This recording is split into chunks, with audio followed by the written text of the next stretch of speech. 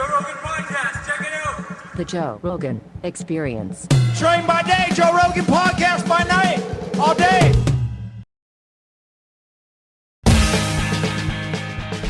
Hello, Jacob. How you doing? Good to see you again, man. Good to see you. First time we met, we were talking about earlier, you took your kids to Fear Factor. It was a gross day, right? Weren't they all? No, the second day is always the gross day. Oh, I didn't know that. Yeah, it was the first day's a big stunt. Today, the first day is the sports day. Yeah, and then the second day it's disgusting, and then the third day it's usually something Well, had I epic. a choice, we would have picked the disgusting day anyway. That was pretty wild. I don't remember what it was. Do you? No, it was downtown. It was in an abandoned building, like a Yeah. warehouse style, and it was disgusting before you guys even started. It was. I do remember that what looked like an exploded, melted cat on a chair. Oh. There was fur, there was a face, and it had been like for many. I don't know how long it had been. That there, might but be just a part of the landscape. I'm saying that had nothing. Yeah. That wasn't you guys. Those downtown buildings, like that was when I first found out about Skid Row, was working for Fear Factor. Like if you're a person that just spends time in Hollywood or Beverly Hills or Tarzana or whatever, you don't know that there is this crazy spot in downtown where they've basically contained homeless people. They've set up shelter and food, and then people just camp out on the street. And obviously that's an issue now in LA. But this was 2003. Yeah, that was mainly where you saw it then. But if you've been out there lately, it's crazy. It's pretty much everywhere. Yeah. I'm excited to have escaped. Yeah, good for you. Yay. You living there? I do, just mainly because I've always been there. Yeah. I think often about going somewhere else. You just transplanted here. Yeah, that was my concern too, is that I've been there for so long that I was just going to stay there. Where were you out there? I was in Calabasas. I was out like in the suburban area, which is nice. It's quieter, but it's not quiet enough. When I moved there in 96. Oh. So, or 97, something like that. But it was, when I moved there, it was, no one was out there. It was like coyotes and owls and shit.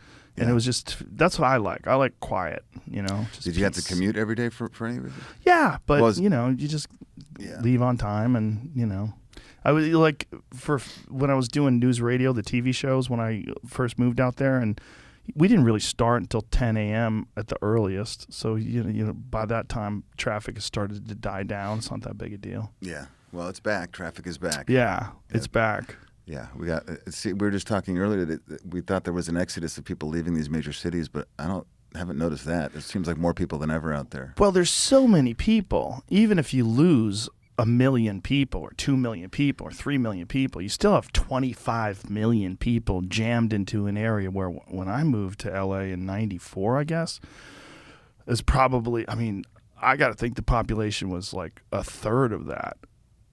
Oh, yeah. Well, or a sure. third I grew less. up out there. A third less. When I was growing up out there was traffic from, I think you didn't want to be in your car from like 5 to 6 p.m. Right, that was it. Morning traffic I wouldn't know about because I wasn't driving. But no, it's just all day long, every day now. Sometimes I would come home from the Comedy Store at 1 in the morning and be stuck in bumper-to-bumper traffic. I'm like, what the fuck is this? Yeah, we were land at LAX at 2 in the morning and then take 2 hours to get home. Yeah, it was exactly. crazy. Yeah, it's ridiculous. Or just the airport itself. It's just such a jammed-up airport. That's a crazy. I don't know whose idea. How about just a loop where everybody's just in the same? You go to other airports, you see how they figured it out. They have separate terminals. Everyone's not just log jamming into the same spot. Like it's pretty crazy. Do you guys do you like LA because you like to perform there? No, I actually don't perform there very often. Not any more than I perform anywhere else. I'm just there because I've always been there, and there's good people there. There's shitty people everywhere. It's not LA. I don't stereotype it that way. Have you ever thought about moving? Yeah. This is the part where I try to convince Jakob Dylan to move to Austin. Let's do it. I got friends, people here. Well, yeah, you know what? At this point, if you're from LA, I know more people in other towns. So many people have left. Yeah. For a lot of different reasons, but I know more people out of LA than certainly that I know in LA.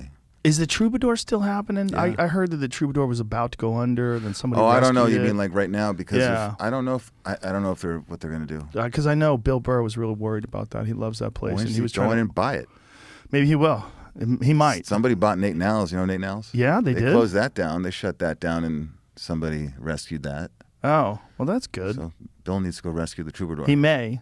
I don't know. He's a cautious fella. Yeah. When it comes to like investments and stuff, like he's a wealthy guy that pretends he's not.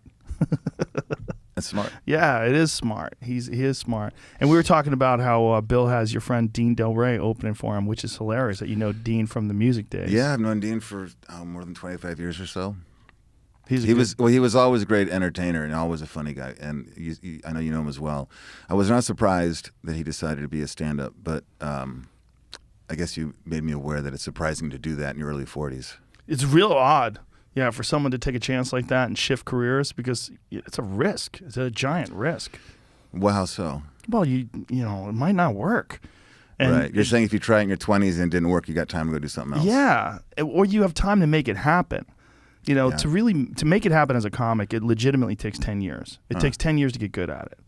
You know, it really does. Some weird way. I don't have that kind of time. Exactly. That's what I'm saying. And for Dean to just take that, I think he was like 46. Yeah, he was something like that. Yeah, but it seemed like a pretty natural evolution. But and I know other people who've done the same thing.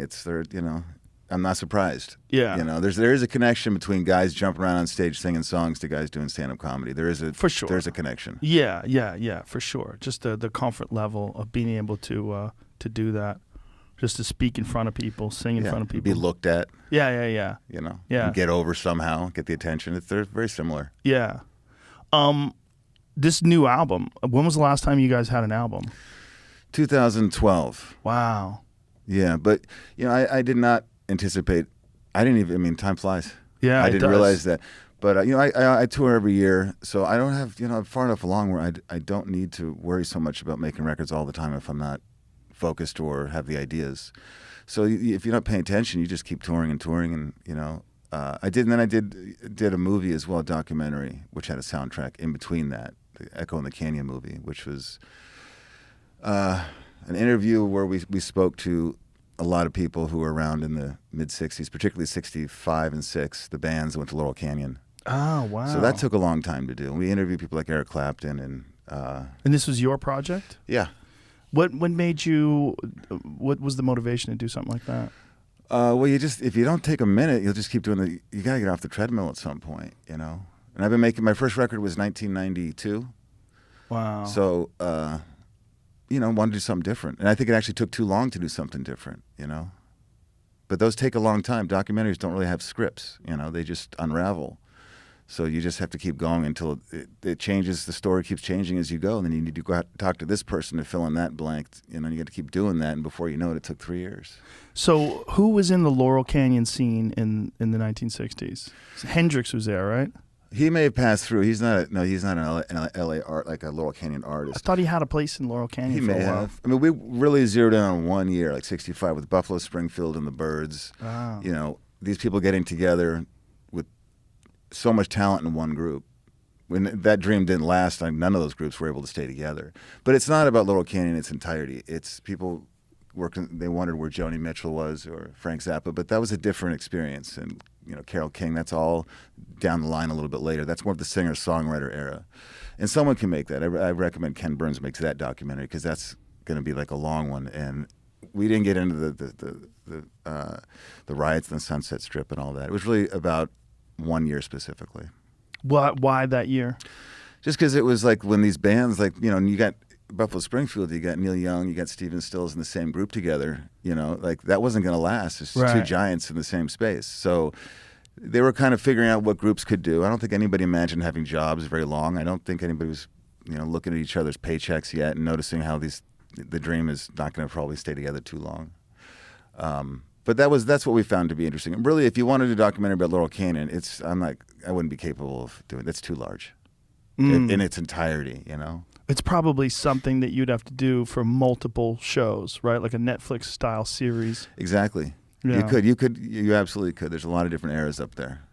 And there's also the CIA. There's all kinds of shit you can get into up there. I mean, it's not just the music. Have you read that book, Chaos, the Tom O'Neill book about the Manson family? No. It's all about the CIA and about the CIA infiltrating the hippie culture and literally supplying acid to the Manson family. Yeah. Well, I know you like a good conspiracy. Oh, I love a good conspiracy. The hippie movement, you might say that was dumbing down America intentionally. I mean, there's a lot of conspiracy in that. Well, if not dumbing down America intentionally, this is what I think about a lot of conspiracies where people think that they're engineered. I think more often than not, they take advantage of a moment and exacerbate a situation rather than engineer it from scratch. Like, I don't think it's possible to engineer the hippie movement, but I think you can take moments like that and make the people involved look more ridiculous and more stupid and dumb down America in a certain sense, or make people have a, like, you know, the 70s bounce back from what the 60s represented was a lot of it was people being upset at the negative aspects of the hippie culture in the 60s. Yeah, I mean, I wouldn't be, you know, the most informed to get into too much of that, but we're doing it today. It's the same thing. It's, you know, distraction. You know, when you give people all, I mean, isn't it interesting, Laurel Canyon? Look, I mean, there's another book. What is it? Strange. Oh, it doesn't matter if I can't think of the name of the book. But that's all, you know, none of those people, there's other conspiracies that none of those people, including Frank Zappa, you know, wound up on Laurel Canyon for no reason at all. It wasn't by accident. I mean, they all have bloodlines that go back very, very far, particularly with the military and royalty, that they all wind up in the same place at the same time is pretty much, there you go, Weird Scenes. You should check that book out. Yeah? Weird Scenes Inside the Canyon. Laurel Canyon, Covert Ops, and the Dark Heart of the Hippie Dream. Keep this away from Eddie Bravo, whatever you do, because he's already read it. You might not believe everything in it, but you will think everything in it's possible. So those artists all had a background where someone in their family was involved in the military or something along those lines? Yeah. They all came from very prestigious places. I mean, all of them. Really? Yeah. So you think... It's been a while since I read that book, but when you read that, that's why when I bring that up, because people ask about Laurel Canyon, it's like we did not make a documentary about Laurel Canyon, because that's the other half of Laurel Canyon that needs to be discussed as well, if you care about it. And that's, I mean, bands are endlessly interesting to me, but that stuff up on the hilltop, having the CIA, having like a photo, you know, they had a film place up there where they had loads and loads of film that's gone, that's burned, the building is gone. Why is it gone? I mean, you'll have fun with that book if you want to check it out. Send me that link, Jamie. Yeah. Please. It's fun. Well, it was a strange time if you connect like the 50s and then the 60s. The contrast of the style of the country, like just the culture. It was so radically different, and the music is the best representation of that. Music and films. Like music of the 50s versus the music of the 60s. There's a giant monumental shift. Yeah, well, of course, it was brand new. That's why most of those bands were good. They didn't have any bad influences yet. Oh. I mean, not to name names, you get further down the line. I mean, you know, as much as you might love David Bowie, he also is responsible for like influencing a lot of stuff that you don't like. You know, because it becomes harder and harder to find your influences, and you're having to sift through the muck of not only just bad influences, but bad equipment, bad guitars, bad microphones. This all starts to change, and it becomes, instead of I got 4 choices in front of me to listen to, and they're all really good, to now I got 20 choices. It becomes more difficult to figure out which stuff is just clouding up your influences. But anybody around the 50s, that's why you get those compilations. Why was everybody so good? Because they just didn't have any bad influences yet. They were all listening to the same stuff, and it was all really good. That's an interesting perspective. So it was like fresh, and it's almost like they didn't have a chance to fuck it up yet. Yeah, they didn't. I mean, it's kind of interesting if you think about it. I mean, even the most mildly talented person, if they were only listening to great stuff, they'd probably be pretty good, just because their sources are so good, and they were so close to the source. I mean, rock and roll was so young. In the 50s, it was brand new. But by even the early 60s, it's still like you don't have... I mean, I've been making records for almost 30 years. Wow. If you're starting out in 1960, like 30 years is from the 30s. Like there was nothing for them to be running around doing. That's a great point. I never thought of it that way. That is a great point. And then you also have to take into consideration that a genuine rock star was literally a decade old. Yeah. There was no real rock stars. You had Buddy Holly, you had Elvis, you had a few Chuck Berry, Little Richard. You had a few rock stars. Yeah. And then in the 1960s, that concept was little more than a decade old. Yeah, and it seemed like a good option at that point. Fuck What yeah. if you could, I mean, minus the plane crash, what if you could be one of those guys? Yeah. You know, yeah. But I think when they were, I mean, how big could Buddy Holly's dreams have really been? I mean, no one had, I mean, was he 22? I mean, like no one knows, no one knew the idea of having any job I mean, I've had my job for 30 years. That's amazing for anybody to have any line of work for that long. So you go back to those guys starting. I can't imagine anybody wondered what kind of records we'll be making in the 60s and the 70s. I mean, I can't imagine that any kind of foresight. Yeah, that's a really good point. It's imagine if that guy was still alive. You know, he wouldn't be as old as you think if he was still alive. That's you know, I wouldn't do that. I wouldn't bring a phone into a podcast. I always just use the do not disturb. I think I did, didn't I? Probably just put it on silent. What'd you say? You just asked me something. Imagine if Buddy Holly stayed alive. Yeah, you know, he wouldn't be that. He wouldn't be as old as you think. How old would he be now? 22 in the 50s. He'd be 80 fucking years old. Well, so's Mick Jagger. Right. You know what I mean? Like that generation, True. they're going into their 80s. And maybe he'd be, Yeah. I don't know exactly, maybe 86, 85. It's, Right. But you think he'd be 105. And he wouldn't be. Yeah. It's really interesting, the history of rock stars. Like, it's got to be a weird thing growing up being the son of literally one of the greatest musicians of all time. How weird is that? You have to be maybe a little more specific. How Your weird? dad? Yeah. Yeah, How- no, what is it I know like? who he is. I know. I know that. But I mean, what is it like? I mean, it's got to be Well, it's fucking all bizarre. you know. It's all you know. It's all you know, but in contrast to what other people know, it's got to be very strange. I don't think it's strange. I never thought it was. I mean, I was always aware it was different than the guy next to me. Right. But I thought his life was probably pretty weird too. I mean, somebody's dad being an oral surgeon was strange to me. Right. You know, but I also grew up in the 80s. It was a little bit different then, you know, and kids didn't really care. My friends, the people I was growing up with didn't know or care about that stuff. That's It's not till interesting. later, really. You saw people's parents act weird around you. Oh, wow. But the kids didn't care. No kid. That's strange. Wow. Well, I'm also talking about L.A., Yeah. so. Well, L.A. in the 80s was it was a Guns N' Roses fuck fest, right? It was just a That's crazy... late 80s. Well, I was, yeah, I guess so, right? That was like 87, 88, the Guns Yeah. N' Roses era. Yeah. That's a little dip. That was a quick, short era. Well, it was a weird era, right? All of a sudden, everyone was wearing makeup and teasing their hair like a girl. It was like, You know, I honestly didn't see much of that. I only went to the Sunset Strip one time. I didn't grow up too far from there. And I still can't really I mean, if it was like that every night, like, Jesus, like I never saw that. It wasn't the music I listened to or none of the fashion, any of that stuff appealed to me. But they took over that street, and it was literally like the street was just nothing but paper flyers, and it was pretty something, pretty wild. yeah, you didn't experience any of that? You never went to like the Rainbow Bar and Grill and... No, not hung until out I with was all like those- maybe 35. Oh, okay. No, no, I never went up there too much. But Those that- guys are still there. If yeah, you go that to the thing is still Rainbow. there. Yeah, you can still go. It's a fun spot. It's like It a is. weird little, almost like not quite a time capsule because you get to It see that is. they've aged. You know? Yeah, no, it's a time capsule. I mean, I've only been there a couple times. I certainly didn't see that part of it, but it was a tough time coming up with bands at that time because that was pay to play. Oh, You really? know? Yeah, that's why. Yeah, that was very difficult. Can you explain that to people? Well, that's because there's so many bands in LA. You want to play. You know, traditionally, you get paid to play music. You're the entertainer. But because there's so many bands, they started. They'd sell you the tickets. Now you go sell them. So it takes the weight off the venue having to, sell tickets or not. So you buy the tickets for $500, and now they don't care if you bring people in or not because they already made their $500 for that band, and there's 5 bands that night. You know what I mean? So if you didn't have a lot of friends and you didn't want to go throw flyers around all day long, this is obviously before the internet. So how do you get people? I mean, So what are you going to ask your friend to go who doesn't care about your band anyway? And then you're going to say, can he spend $15 to get in? It just wasn't a good model for a lot of bands. And we did it one time and we ate all the money. Oh, wow. It didn't work. But there were so many bands that they could get away with doing that. Yeah, I mean, I do get it. I do get the why that was the thing that they did then. But it certainly excluded anybody who just couldn't afford, to buy $500 worth of tickets. Like that band can't play.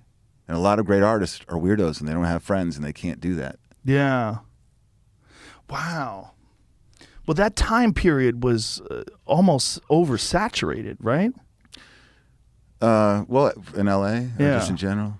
Well, certainly that scene was. I think that was the mecca. That's people came from all across the country, and they're That was the dream. I That mean, was the dream. literally, You gotta Welcome go to to the LA. Jungle, the video, right? Well, you have to have, you had to have a scene. I mean, Guns N' Roses is really, that's the end of it, really.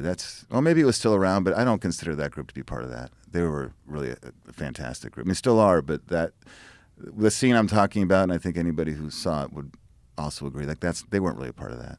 Who was a part of that? A lot of bands with two X's in their names. A lot of, Two X's? Yeah, a lot of bands misspelled. I don't know. I mean, it was more on the model of groups like Poison, which I'm sure you're aware of. Oh, okay. Yeah, that was the yeah. look. That was the sound. Yeah. And there was good music for some people. I mean, some people still love those songs. I mean, that's not what I'm talking about. It was just the scene was pretty crazy. And that scene was the dominant scene in Hollywood, right? Did it vary much? Was there other styles of music that was coming out of that area? I think so. I think if you went east, you had LA group. Well, I mean, LA's had great. I mean, when I was a kid out in LA, you had X and the Blasters. You had exciting groups that I liked. And then I think there's Jane's Addiction later. There's other scenes out there. It wasn't just the Sunset Strip. It is always fascinating when one area becomes responsible for a giant chunk of the culture when it comes to like music culture.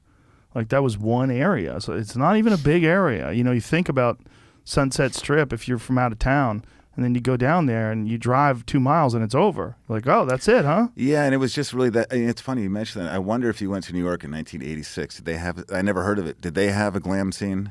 I don't think they did. I mean, why only LA seemed to have that? And everybody got in their trucks and drove out to LA to be a part of it. Well, New York was different, right? It was a lot more punk. It was CBGB. It was, the Cro-Mags. It was a different kind of scene in New York, right? For sure. Well, I guess so. It's a grittier place, I guess. Yeah, it's just funny. I don't know how they dodged that glam metal scene, but they dodged it entirely. They kind it of seems. did. Well, I think that if you were into that, you had to go to LA, I suppose. And by the Interesting. time you get there, it's the same as anything. By the time you get to where you're going to follow the scene, it's over. You Wow. know? Well, that's how that works. I mean, I didn't hear about any bands who were not from Seattle who went up there with their flannel shirts and got a record deal after that explosion. I think you kind of had to be there, Yeah, I guess so. That I remember very clearly when Nirvana came out because I was at a buddy of mine's house and he goes, dude, you got to listen to this shit. Mm-hmm. And he put on the Nevermind album and we were all sitting around listening to it and like going, I never heard anything like this before. This is. I think I think I remember the same thing too. It wasn't at your buddy's house, but I was in a van. We were doing shows. We heard it, and it was explosive. But you also, like they said, like you knew this is the beginning of something else. Yeah, but it was the end. My friend Eddie always says it was the end of that hair band era. Many of those people have said so. Said when they were sitting there watching MTV with their, with their sky high hair, they saw that and they said we're done. That's it. That's so wild. Yeah. That's so wild that an artist. I mean, really, in they a just single like band. their jaw would drop, and they just said, "That's it. We're done," because it was everything everybody could experience at the same time. I mean, it was real. It was live. There's no shenanigans, and like that's the writing's on the wall. When that gets over, and you don't have to like be an actor like a lot of people do to get by, like it was over. Yeah, they just nuked the whole scene. Mm-hmm. It's incredible that something can come along that resonates that well, that just hits a nerve that well, that everybody sort of agrees. Well, that's a wrap, kids. Yeah. Time to throw away the hairspray. Yeah. I think just like across the board, everybody felt at the same time. They didn't have to go, do you think so, though? Really? I don't know. I don't think so. Everybody at the same time was like, oh, that's it. It's a wrap. I remember like a few years later seeing like hair bands and feeling sad for them. Seeing them do things and nobody gave a fuck about it anymore. It was so hot, and then not anymore. Well, it's hot again. Everything, Yeah, that's true. Nostalgia comes around. That's true. People get excited about seeing. A lot of boats out there playing to those bands jumping around playing. That's so true, dude. I live on a lake. Yeah. They drive by. Yeah. Yeah. It's that and it's those cruises, Yep. those they get, and it's fun. I mean, like, and some of those people, they meant business. They still love it. They still care. I mean, so who can argue? Well, it's one of those things when people hear those old songs, it brings it back to high school or brings it back to when they loved those songs. No intoxicant like nostalgia. Right. Yeah. I mean, it's the most powerful. Yeah. Nobody's voided that. Doesn't matter.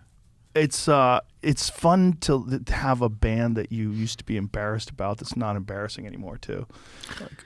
I never had that problem, to be honest. That's lifestyle bands. That's the people who, when you're growing up, they either wear a shirt or a sticker on the notebook that is really, they just want to tell you what kind of guy or girl they are. It's not really about the band. It's it's kind of synonymous with the shirt the jeans you're wearing. Right. Lifestyle music. Yeah. And there were people when I grew up. I remember you couldn't like the Smiths if you also like the Police. It's just like you got to pick a team, and it's just like so childish, and that's high school in general, really. But when you get older, I think you realize, wait a second, you know what? I really did like Adam and the Ants, and I really did like the Clash at the same time, but I didn't realize that I was allowed to do that. Yeah, I loved Led Zeppelin, but I also loved Kiss, and Kiss was the embarrassing one, and I had to hide it from people. You know what, though? I think we're pretty much the same age. That's the badge on everybody. I did not have a Kiss phase. I mean, I've been around those people, and I like them, and I see the merit in it, but I was not. That did not blow through my basement and knock me out. When I was really young, my uncle Vinny worked for Howard Marks Advertising, and they were the ones who did the album covers for Kiss. So I met Ace Frehley when I was I don't remember how old I was. I was pretty young. Younger than 10, I guess, probably. And he had no makeup on. I met him when he had no makeup on. He came into the office and no one knew what he looked like. And I'm I knew a secret. As a 10-year-old, I knew some crazy secret. I know what Ace Frehley looks like. Yeah. So because my uncle had introduced me to them at a young age, I was a fan all through from 10 to all through into high school. Oh, I get it. I totally get it. The comic book thing, I get it. They were genius. And I'll actually tell you a funny story. I don't think he'd mind. I haven't seen him in a long time, but I met Paul. The first time I met Paul Stanley was in a studio out in LA, probably in 97, I want to say. So my son was 4, maybe, and he was with me at 5 at the studio. And the studio had a big lounge with a big fish tank, and I was small talking with Paul Stanley. My son didn't have makeup on, of course, and we were just catching up on stuff. And an intern from the building, or somebody who worked upstairs, came down they just reissued the new Kiss dolls, and he came down with the box, and he was hoping Paul would sign it, because you got to have it in the box, can't open it. And if he's in the building, you got to have it signed. So Paul notices that my 4 or 5-year-old is looking at the doll and looking at him and realizing that there's a person in front of me who's actually a doll also. He'd never seen that. And it kind of tripped him out. And his eyes were going back and forth from the doll to Paul, back and forth. And Paul leans down and says, "Did you want one of those?" And my son just kind of shakes his head. He's speechless. Now there's a superhero in the room. And he says, "Did you want one of those? You want one?" And then my son just kind of shook his head, and then he leans back up. He says to me, "If you go up on Hollywood over by Vine, they've still got some left. They're not too pricey. They haven't overpriced them yet." He tells me where I can go get one. It looked like it was going to be the moment of I'm going to send you a couple of those, but he tells me where to go get some, which is funny in itself, but devastating. Kinda. I was like, so he learned a couple things all at once there. Superhero person, you go buy your own shit. Yeah, it's almost like how's it feel to want? Yeah. Yeah. Do you want one of those? Yeah. Exactly. Yeah. How's it feel to want? Yeah. That's kind of what it was. Shit. It was funny though. I went to see Kiss in I guess it was the 90s when they had their comeback tour, and it was me and Kevin James. And Kevin James was also a closet Kiss fan growing up, so we shared that in common. And we went to see him in L.A., and the nostalgia was so high. Because they were wearing makeup again. They decided to put, because they went through that whole phase with no makeup, and then they put the makeup back on and had the costumes back on. It was like, yes. Yeah. And we went to see, I think it was it might have been at the Forum, some big place in L.A. That's like the first reunion makeup. Yeah. Never take the makeup off. Nah, should have never taken it off. Well, if I could do it all over again, I'd start out with makeup. They'll never see you get old. You could do whatever you want. Yeah. How great is that to be 7 years old and get to jump around in makeup? And at some point, everybody, I'd like something on my face too. Yeah. And you can sneak around that way. They went everywhere. With that, with makeup or without? Without makeup, they can go anywhere. We didn't know. Yeah. The only thing was do you remember all those right. Yeah. Coming out of clubs. Yeah. There's a lot of that. I remember Paul Stanley had a bandana on, COVID days. Bandana was coming out of somewhere. Yeah. Yeah.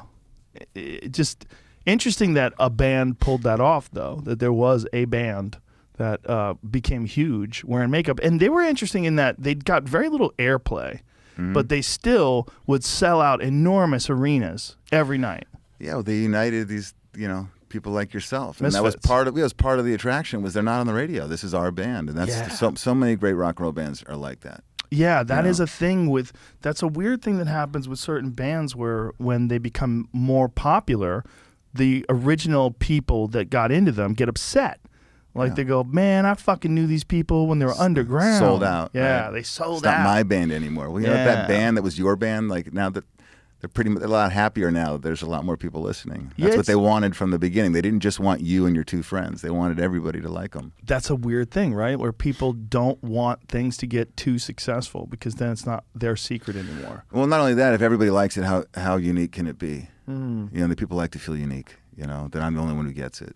It's such a stupid inclination because obviously if it's good, if you like it and it's good, wouldn't you want other people to know about it? Like, isn't it good if more people find out about? Well, you know, the goal is to be awesome and really big. Yeah. Like Prince. That's the goal. Right. Perfect example. Everybody thinks you're awesome and you're really, really popular. Yeah. If you didn't like Prince, like, what the fuck is wrong with you? Like, Well, everybody liked Prince. Yeah. Someone tells you don't like Prince, they don't like the Beatles. You don't trust the person. Right. They're either lying or you should probably just hightail it. Yeah. I've heard people say, well, a lot of the Stones songs suck. And you go, well, they had some great ones. They had some songs that I'm not really into. Everybody does. Yeah. But you can't say the Stones suck. No. You're not allowed to. Well, I don't know if they still do it anymore. I used to hate that people would ask you, Beatles or Stones. Oh, those questions. It's just like, I mean, it would just make me livid. Like, Yeah. you know, that's like saying indoors or outdoors. Right. I need them both. Food or sleep. Yeah, exactly. We kind of need them both. They're not similar. Why are we picking teams? Like, are you kidding? Like, they're not the same at all. What is it about people that do want to pick those teams, though? They really do. Well, they like to argue. There's no right or wrong answer to that. Or I should say there's no right answer. If you say, well, the Beatles, then you're going to get that person's going to be a pro Stones person in a second and just want to argue. Now you're not. We were talking about this before the show that you're not a social media person. You're not interested in any of that stuff. But a lot of people use that as like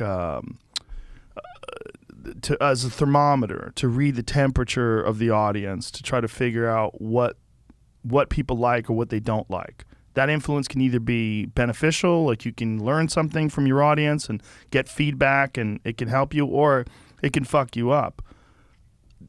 The way you developed without all that stuff, do you think that there is it detrimental for artists to have that much interaction with people that are into them and to be doing like social media back and forth with fans? Well, I would say first, if you enjoy doing it, you should do it. I don't like. There's people not unlike myself who don't find the joy of it. And that's when I feel bad for people who engage in it who aren't genuinely just enjoying it, because it is something. And you know, for people like myself, if you just put up tour dates and record release stuff, like that's not interesting enough to people to really get that kind of traffic you're talking about. But is it detrimental? I don't know. I don't have a grip on it. I couldn't advise anybody. Again, if you like doing it, you should. But you know, if you're not good at social media, then maybe you won't get noticed. And I'll use Prince again. What if Prince wasn't into it? You know, he was large enough that he'd probably get over anyhow, but he might stumble a while because people are expecting that format of the interaction, of closeness, of pretending to be friends, and maybe it wouldn't work for him. Is that expected of musicians today? Totally. Yeah.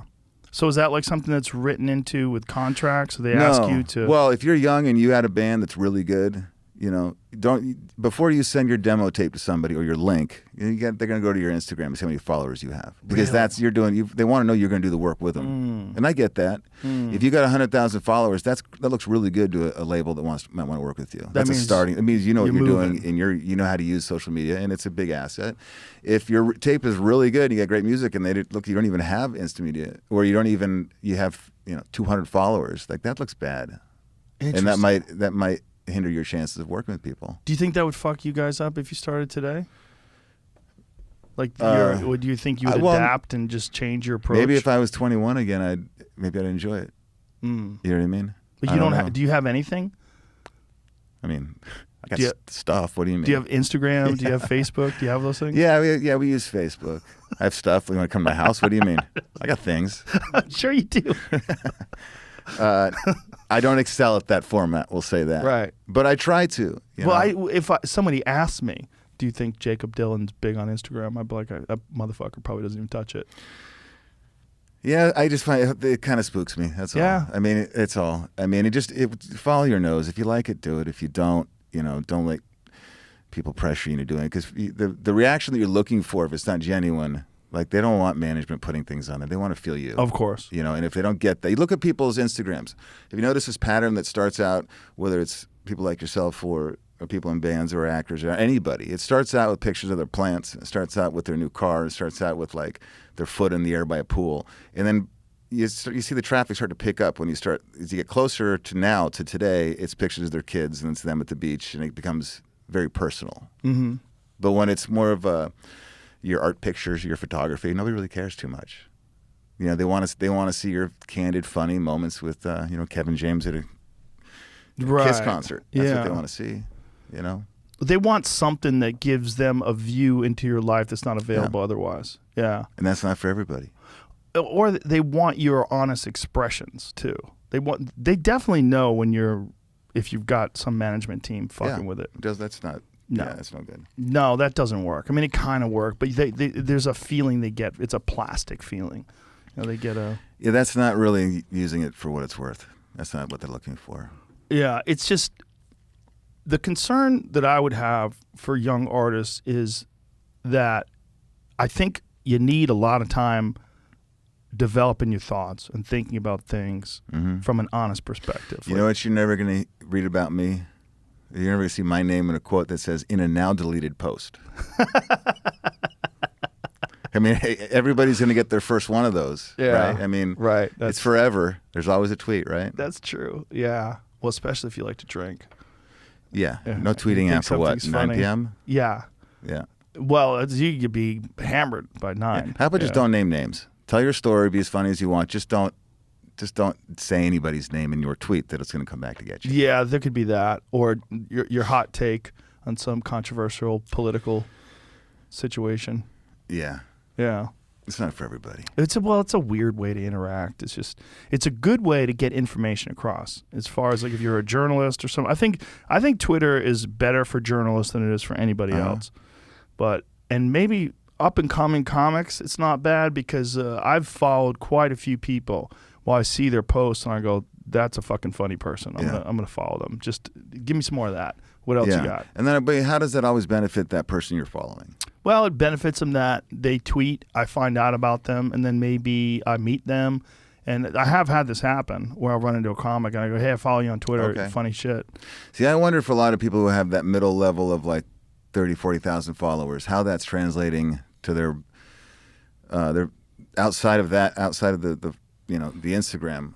Where are you seeing that work? Where is it coming back to you? Because that's why they're doing it. Well, club bookings. Well, for stand-up, sure. Yeah. But for bands, like I haven't heard those people, who have 30,000 followers and put the record out. They don't sell 30,000 records. Right. You know, it seems like for bands, you got to get on something. There's got to be something where somebody showcases you, whether it's the Jimmy Kimmel show or something where you play a song and go, oh, that's fucking great, and then and then it catches on. Yeah, no, it's good. I mean, I don't mean I don't participate very much in it, but I look at the stuff too. I get it, but it feels natural. You enjoy it, then you should do it. But if you don't, I feel bad for people who just go along with it, even though it doesn't feel good. Well, now there's like new things like TikTok and these. I can't keep up. There's always some new sort of style of social media that you're supposed to adapt to, and I'm like, okay, that's where I draw the line. Yeah, I can't tell. I don't know much about that one.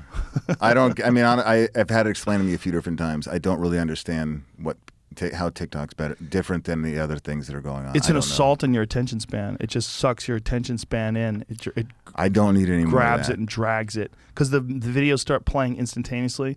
You don't play them; they play instantly. You open the app, they just play video after video after video, and you're just like, oh, yeah. It just hooks you. I need more of that. Well, I know a lot of people that will say, I'm just going to look at it for a couple minutes, and the next an hour and a half's gone. Like, what the fuck? Where's my day? Yeah, no, there's funny stuff out there. I mean, I don't have a problem with it. What do you do to entertain yourself? Do you have a specific thing that you like to do when you wind down? Do you like to watch documentaries? Do you read I do books? watch a lot of documentaries. Read a lot of memoirs. Really? I like those. Yeah, a lot of music memoirs. I'll read most books. I'm going to give a shout out right now. I don't know him. Richard Marx has a great new book I just picked up. Yeah, reading on the airplane yesterday. Oh. So he should know. He's a social media guy. Is he? Yeah, and he should know it's working. countering everything I just said about my own shit.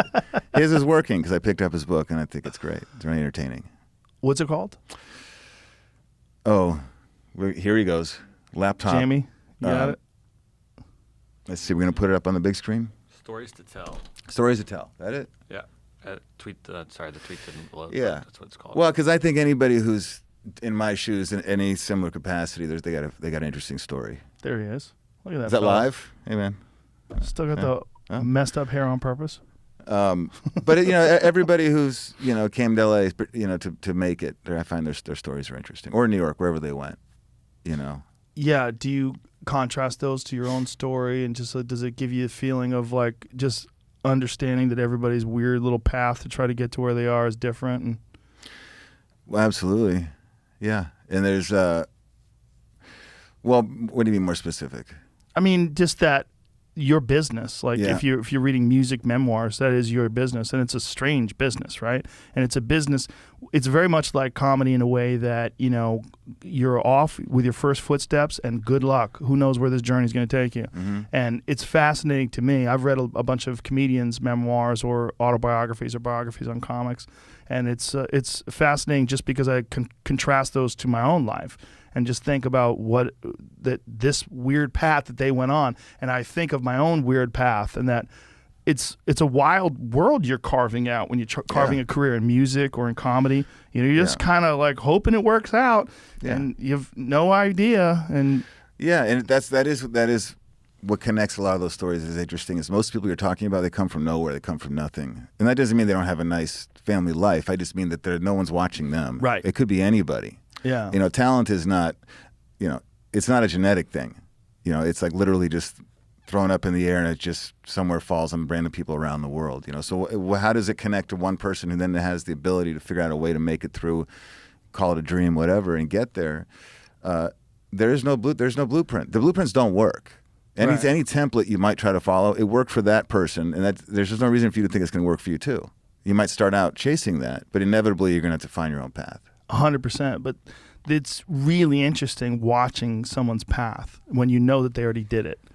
There's something about that, like reading about Kinnison, like knowing that he already did it, like just to read the path and how it all went down. Yeah, and it's interesting too if you look at Prince had a really good book. It was actually a collection of things he'd written with somebody just before that he passed. But you read the book and it's interesting because you are, of course, he's going to be Prince, one of the more talented people that may ever walk the planet.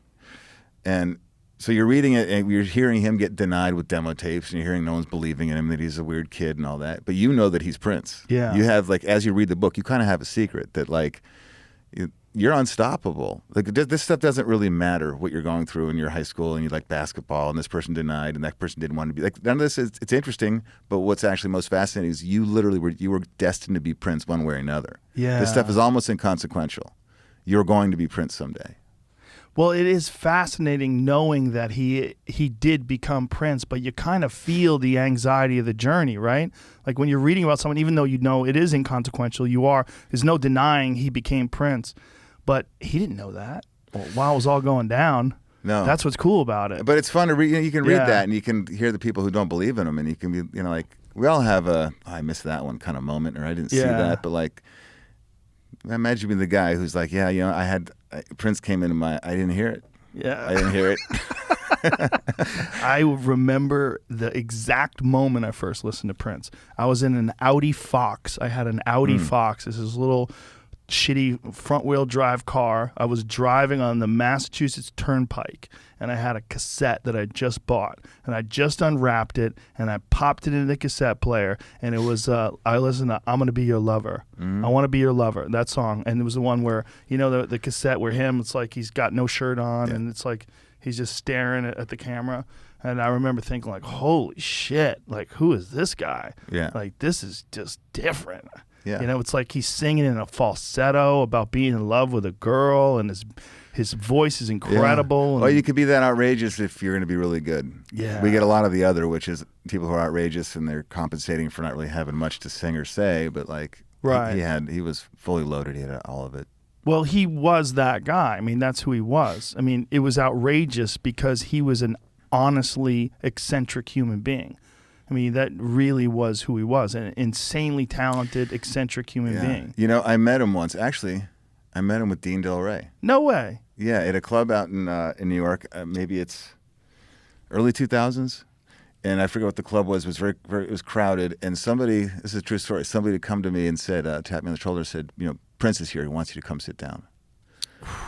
And I followed, and I thought I was going to go sit with Prince William. That sounded more believable to me. That sounded like I believed.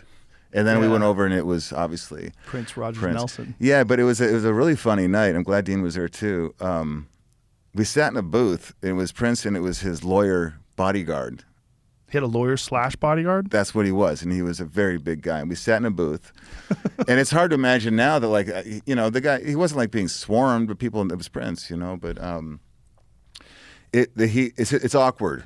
It's like, you know, you're sitting, the four of us from the booth, just kind of like, you know, I know what to say, and it's kind of loud. So if I did want to really have a conversation, it'd be difficult. But the bodyguard kind of nudges me, and he says, you know, it's been 25 years since Purple Rain, and I was like, oh, that's awesome. And then he's sitting next to me. He goes, excuse me? I said, that's awesome. He goes, what's awesome? I go, the Purple Rain is 25 years old. What a great record. And he goes, great record? I said, yeah. And he goes, well, tell him. And he's pointing at Prince. So now I'm like, he's a very large man. He's like nudging me. And I'm thinking, that's amazing. Prince, you're just like, he cannot be insecure that people don't love Purple Rain. But I leaned over and I said, you know, Purple Rain, like, wow, 25 years. What a great record. And he kind of fanned himself. He's like, oh, really? You think so? And like, even Prince needed to hear once in a while that he was awesome. How weird is it that his bodyguard, his big giant dude's like nudging you to tell Prince that he's awesome? I felt like I got set up, like he knew Prince needed a compliment maybe. I'd be nervous that he would go, of course it's good, motherfucker. Yeah, I was nervous. Well, it was awkward. Like, what is it? It's like the night at the Roxbury. You just kind of sit in the booth just like, you know. It is him. It is Prince, right? It is. And then, like, you know. And so you guys aren't really interacting? A little bit. Not a lot. I think he invited me just to come sit just in his to booth. sit. Yeah. But it was so also weird. it was very loud, but that wasn't the problem. I think he just, you know, I don't know why I was asked to sit, but he was very nice. He was, you know, he was very, very cool. Wow. Yeah, I fucked up once real bad. I had an opportunity to see him live at the House of Blues in Vegas. And he was in the Foundation room, you know, that small room upstairs. And it was, I had a show, and my show was done by like 10 o'clock or something like that. And Prince was going to go on somewhere after midnight. And it was like 11:30, and I was like, fuck, I'm tired. I don't want to wait around. And I fucked up. Yeah, you did. And it was just like early 2000-ish, somewhere around Well, then. you feel like you fucked up only because I you never missed got it. it. Well, you never got, it's hindsight, you never had a chance to, you know, see him. So I was just being a bitch. Like, stay up, power through. What you know, the a lot of fuck times is you wrong could say, you know, you couldn't see that coming. That one you probably should have stuck around for. You wouldn't get a lot of chances. I think it was one of those, there was a lot of nights where I would do the UFC, and then after I did commentary, then I would do a show, and then after I did a show, I was done. I was just beat. I just wanted, but I still should have powered through. Yeah. If I had the opportunity today, I would have fucking 100%. Yeah, a lot of times you do the wrong thing, but then you can say, well, yeah, but I got the story. Your story sucks. My story sucks. It's not good. Just, I never met him. I never saw him, but I had a chance to see him in a small venue, and they were setting it up for me. Well, they you were know, gonna hook it up. If you're, you know, in bands traveling through Minneapolis, every time you went through there, no matter what, from like maybe like 91 when we started, mostly up till he passed, every time your band went through town, somebody told you, you know, he's doing a private gig tonight. Ooh. So, where's that at? And they tell you, and like you would like hang out, and you'd be like, you know, well, he doesn't go on till 4. I mean, it was like literally every time the rumor would circulate that he's playing right around you, right around the corner. You should stick around, and he never did. Really? Not. He just wouldn't show up? I don't think he ever was gonna. I think it was just a Minneapolis rumor nightly. Oh, wow. Because he liked to do that, and he would do that sometimes. He liked to do those gigs, or he liked to tell people he was No, gonna I think do he liked to gigs and just not jump show up. No, I think he liked to just surprise people and play. You know, I mean, I could do that sometimes. We're on tour. You can go late night to where a bar band's playing, and you can ask to use the gear and play a little bit. Yeah. You know, when you're on tour, that's a lot of bands like to do that. So I'm sure he liked to do that too, and just go downtown Minneapolis and just hijack somebody's stage and play some music. And if you do it a couple times from then on out, rumor circulates that you're about to do it tonight. Yeah. Yeah, I've done that before, and there's a place in Toronto that I used to do where I used to do this. It's a weed bar, and they had weird laws in Toronto. I forget what the law was, but it was like almost like it was like some sort of a club. I don't know if it was legal or not, but they had like bongs in the front, like literally like a head shop. And then you go in the back room, and there's like 150 seats and a stage. And you go in there, and everyone's barbecued. Like they're smoking so much pot that there's no more air in the room. It's all just pot smoke. So you're just breathing pot smoke.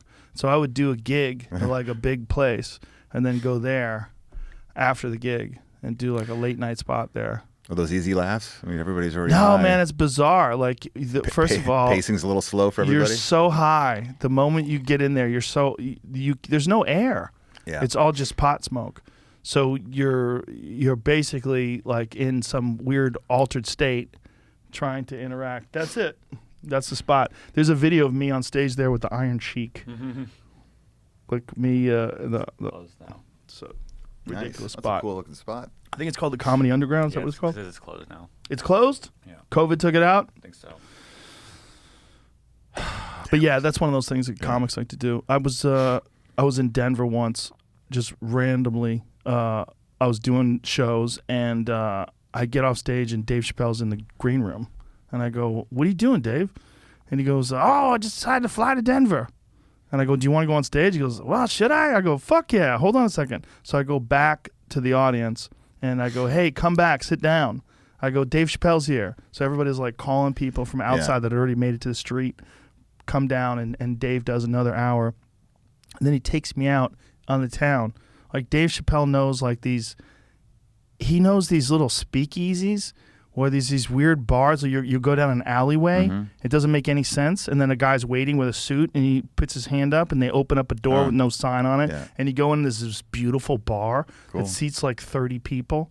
It's like one of those weird things. He's that guy. Yeah. You know, he's that guy that he'll show up anywhere and do a show at 1 o'clock in the morning. He'll show up at bars on his birthday. He'll just show up, and then by the time he's off stage, the place is guys, packed. do you do that? Do you intentionally try out new material when you do something like that? Would Chappelle do that, or you don't do your normal bits? Would you? I think he just does it to just do stand-up. I think he would do his normal bits. I think if you want, but open mic nights are a great place to stop in to do new material. It's good to do new material at a place where the audience doesn't exactly know that you're going to be there. So they may not be your fans. Do you ever just jump up and do that with no material, or is that not wise? The only time I ever do that is they have shows like that. Like they have a show in Austin called The Riff, and there's a wheel. And they have all these subjects that the audience members will fill out forms, and they'll fill out like an index card with like a subject, and they throw it into this bucket, and then they stick the subjects on the wheel, and you just spin the wheel, and whatever it lands on, then you start talking about it. That's the What only time might I it ever do be? those. Like what music, or might say Pharmaceutical drugs. Okay. It could be music. It could be you gotta- premarital okay. sex. It could be whatever. And well, you that's just- high flying. That's on the wire. That's pretty good. But the audience knows you're doing it, so it's a safety net. Like it's fun. They know they're coming to see that. Yeah, and if it's not awesome, well, nobody can be too disappointed. It's not like you didn't take the gig seriously. You just showed up. We used to do that in L.A. too. There's a show called, it used to be called Thunder Pussy, and they changed it to Stand Up on the Spot, which is a much more tame version of Hey, wait a second. I got to ask you. What about that? Is it Byron Allen? Byron Allen. That show? That show. That's not on anymore, is it? It's on at like 3 a.m, weird hours. That guy's made $1 billion. But what's from up with that show? He doesn't do it anymore, right? I don't know. He might. But It might it's be still it's a around. really strange show. Like, hey, Jacob, Yeah. I understand that Well, it's like- you like yeah. guitars. Well, exactly. It's just Yeah. like, so you just flew. You like Hawaii. It's like there makes no sense going from one thing to the other. And obviously, like, it's a strange format, which is like they have to act natural. But it's so obvious. I mean, when you do any show, when you go to Letterman, you do an interview with somebody, and they'd have some things you're going to talk about, and it would feel kind of natural. Right. But that is like one person is going off hysterically about this car that he bought, and then it just goes right into skiing, and like there's nothing natural about any of it. Right, and But it's Adam not, Carolla's talking about grilled cheese sandwiches, and then this guy's Gabriel well, that's Iglesias the weirdest. is- Like, so you yeah. don't like grilled cheese sandwiches, do you? Yeah, But I wonder if it's not on it. They don't film it anymore because I somebody think they should. might. They might still Can we film look it. that up? It's one of the clunkiest shows that's ever It's existed. so strange. It's not good. I mean, I've seen some really funny, but everyone's talking over each other. You can't. It's strange. But I wonder if it's if he's not doing that anymore. I mean, if you're a young comic, that must have been a big arrival moment if you were cast to be on that show. Not really. Not really. Like 10 years ago, you were nobody, and they let you be on that show. It's okay. A big arrival moment is not Letterman. like Letterman, or not quite right. that. Those are the big shows. But that's a unique thing that it was like four comedians in one moment. Yeah, but it was on at 1 a.m. Was it always? I think it was a syndicated show, so I think Yeah. it was very profitable for him because it was. You should do that. You should do one. The same version of it, like a you version. No, No, I just do not a this. good model. This is No, better. you don't. I think you want should leave all this behind. people How? to do- It's not like this is going well for you where anyway. comedians cut Okay. loose. Yeah, they're. Yeah, it was only taped for one season. It says they added more shows in 2014, which was 7 years later, and they haven't no updates since. Wait, then. so there's only 2 seasons of it? Yeah, and they're like 15 years old. What? Yeah, like that's according to the Wikipedia. What? Because he went on to like his company just bought the Weather Channel a couple years ago. Okay. I'm telling you, Byron they- Allen yeah. is one of like the most Yeah. undercover billionaire characters Is he really? in all of show business. Yeah, he's made Okay. a shitload of money, and he made a lot of money off of that show because it's a syndicated show, so he Yeah. could sell Oh, it. sure. And they always needed something. But you don't think for- there's a spot for updating that format and having somebody do it? It's a terrible way to Really? do jokes. Yeah, it's terrible. Oh no! Wait, but yes, I agree. Yeah, a better way. Let's do it. He might into this. Have you secretly harbored Am I ideas selling about it? doing How stand-up? well have I sold this idea? Pretty good. Yeah, I'm, pretty good. I'm getting Are you sweaty. in? I'm in, man. I've got goosebumps. Yeah. All right, it's a bad idea. No, you just can't. It's just It's crazy. you can pull it off if you're a good comic. You can pull it off and be funny in those little chunks. But it's so obvious that this is set up. It's like it's like a bad acting gig. Yeah. you know, it's like Yes. it's obvious you're acting. Yes. Yes, you like that. Yeah, Why do you like it's that? also kind of like Look at your what's- smile. What about the rap battles? Those ones, when they insult each other, like those are. It's kind of a similar thing. Like there's no other natural format for this. Of just one other. I mean, I'm not going to go down the road of like telling you I know what is happening in that world, but it's the same. It's kind of similar. It's an unnatural environment to have people doing their whatever it is they like doing, like in competition, basically. Yeah, but rap battling is kind of an art in and of It is. itself. That's a different thing. That's like, have you seen Roast Battle? Do you know about Roast Battle? No. Roast Battle is one of the best shows at the Comedy Really? Store. And it became a show on Comedy Central, but they kind of fucked it up because they watered it down. Okay. Roast Battle is a show that's at the Comedy Store that is... It's my friend Brian Moses' show. Him and Jeff Ross is a part of it too. And what it is they'll have comics and they'll let them know in advance they're going to duke it out. So like, say if you and Jamie were going to duke it out, you would know like, hey, on the 14th, you guys are going to have your night. And so you would write jokes about Jamie for weeks. And Jamie would write jokes about you for weeks. And then you'd stand next to each other and Jamie would be like, Yeah. Jacob I is think- Bob Dylan's Yeah. son. And I think I've seen that. Yeah, it's fucking great. But then it's not happening anymore. Oh, it still happens, Okay. yeah. Oh, but it's- you mean live, not a it's show. live. It's not a Okay. show. It's better live anyway. It's one of those things where they fucked it up turning into a show. Yeah. Look, I'm glad they did it as a show because I'm glad those guys made money Yeah. and Comedy Central, put Didn't a work. highlight. It Yeah. just maybe No. do they do that anymore? Roast Battle's not a show anymore, right? Is It that correct? is not on Comedy Central, I don't believe. No, but they're doing it online now from Oh. the Comedy Store. So Great. it's sort of Perfect. Still technically. As long as they just leave it alone and broadcast it live. The problem is Comedy Central, they wanted to get their greasy little PC Yeah. fingers all over it and fuck it up because it is literally the most ruthless show I've ever seen Yeah. in my life. But Brian Moses, who's the host of it, is one of the nicest guys ever. And one of his things is everybody's got a hug at the end. Like Yeah. you talk shit about each other and then Yeah. hug it out. Well, most often I imagine those comedians are friends going into it, right? They know each Yes. other. So did you see some at the end of it they weren't friends? Yes. Really? 100%. Yeah, you see some of the lines that people would hit people with that hurt so bad. And they Yeah. would be talking about it like weeks later. Can you believe that motherfucker said that about me, man? Like, But obviously going into this, that's probably what's going to happen. that is what's going to happen But that's 100% of the interesting. Yeah. time. No, I've seen some of those. The roast that Jeffrey Ross does. Yeah. What do you call it? What roast? What roast is that? Yeah, a like roast, just yeah. roast. roast? Yeah, Yeah, like they a pick- roast of Rob Lowe or something yeah, exactly. like that. I mean, yeah. that's like. I'm Ruthless happy shit. you guys have that format, and you guys deserve to always have that to just say whatever the hell you want. Yeah. But some of it is like I can't imagine those two people are going to be friends again afterwards. I'm not a roaster. And it's not. Why not? It's not my style. I'm not interested. I don't like being mean like that. I definitely don't want to be mean while someone's sitting right there. It's just like if I don't like someone, I don't want to be around them. And if I like them, I don't want to say mean shit to them.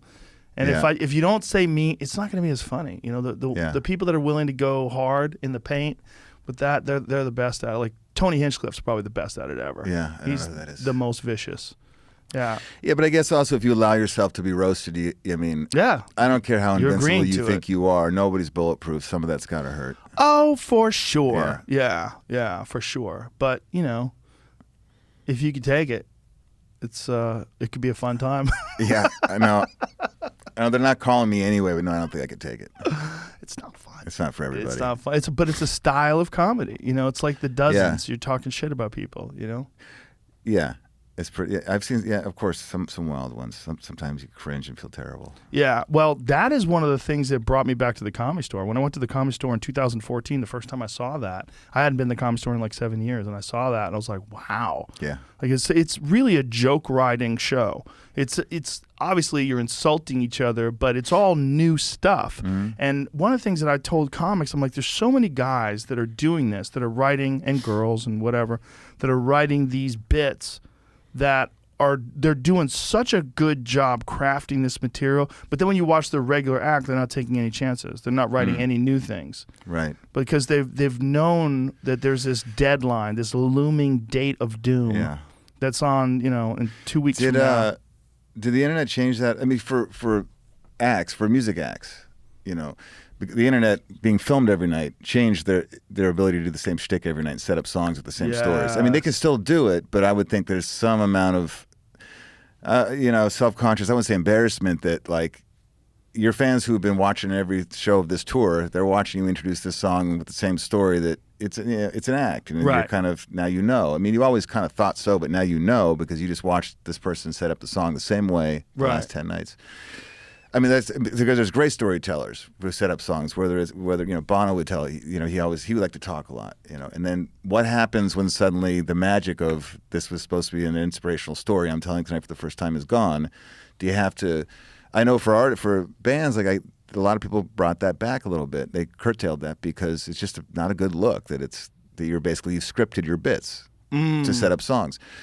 But it's been fascinating to me, watching you guys do that for me, it's the first time watching, but you've got friends on the side of the stage, and you're telling jokes you've told before, and they'll come up to you afterwards and say, you killed it tonight.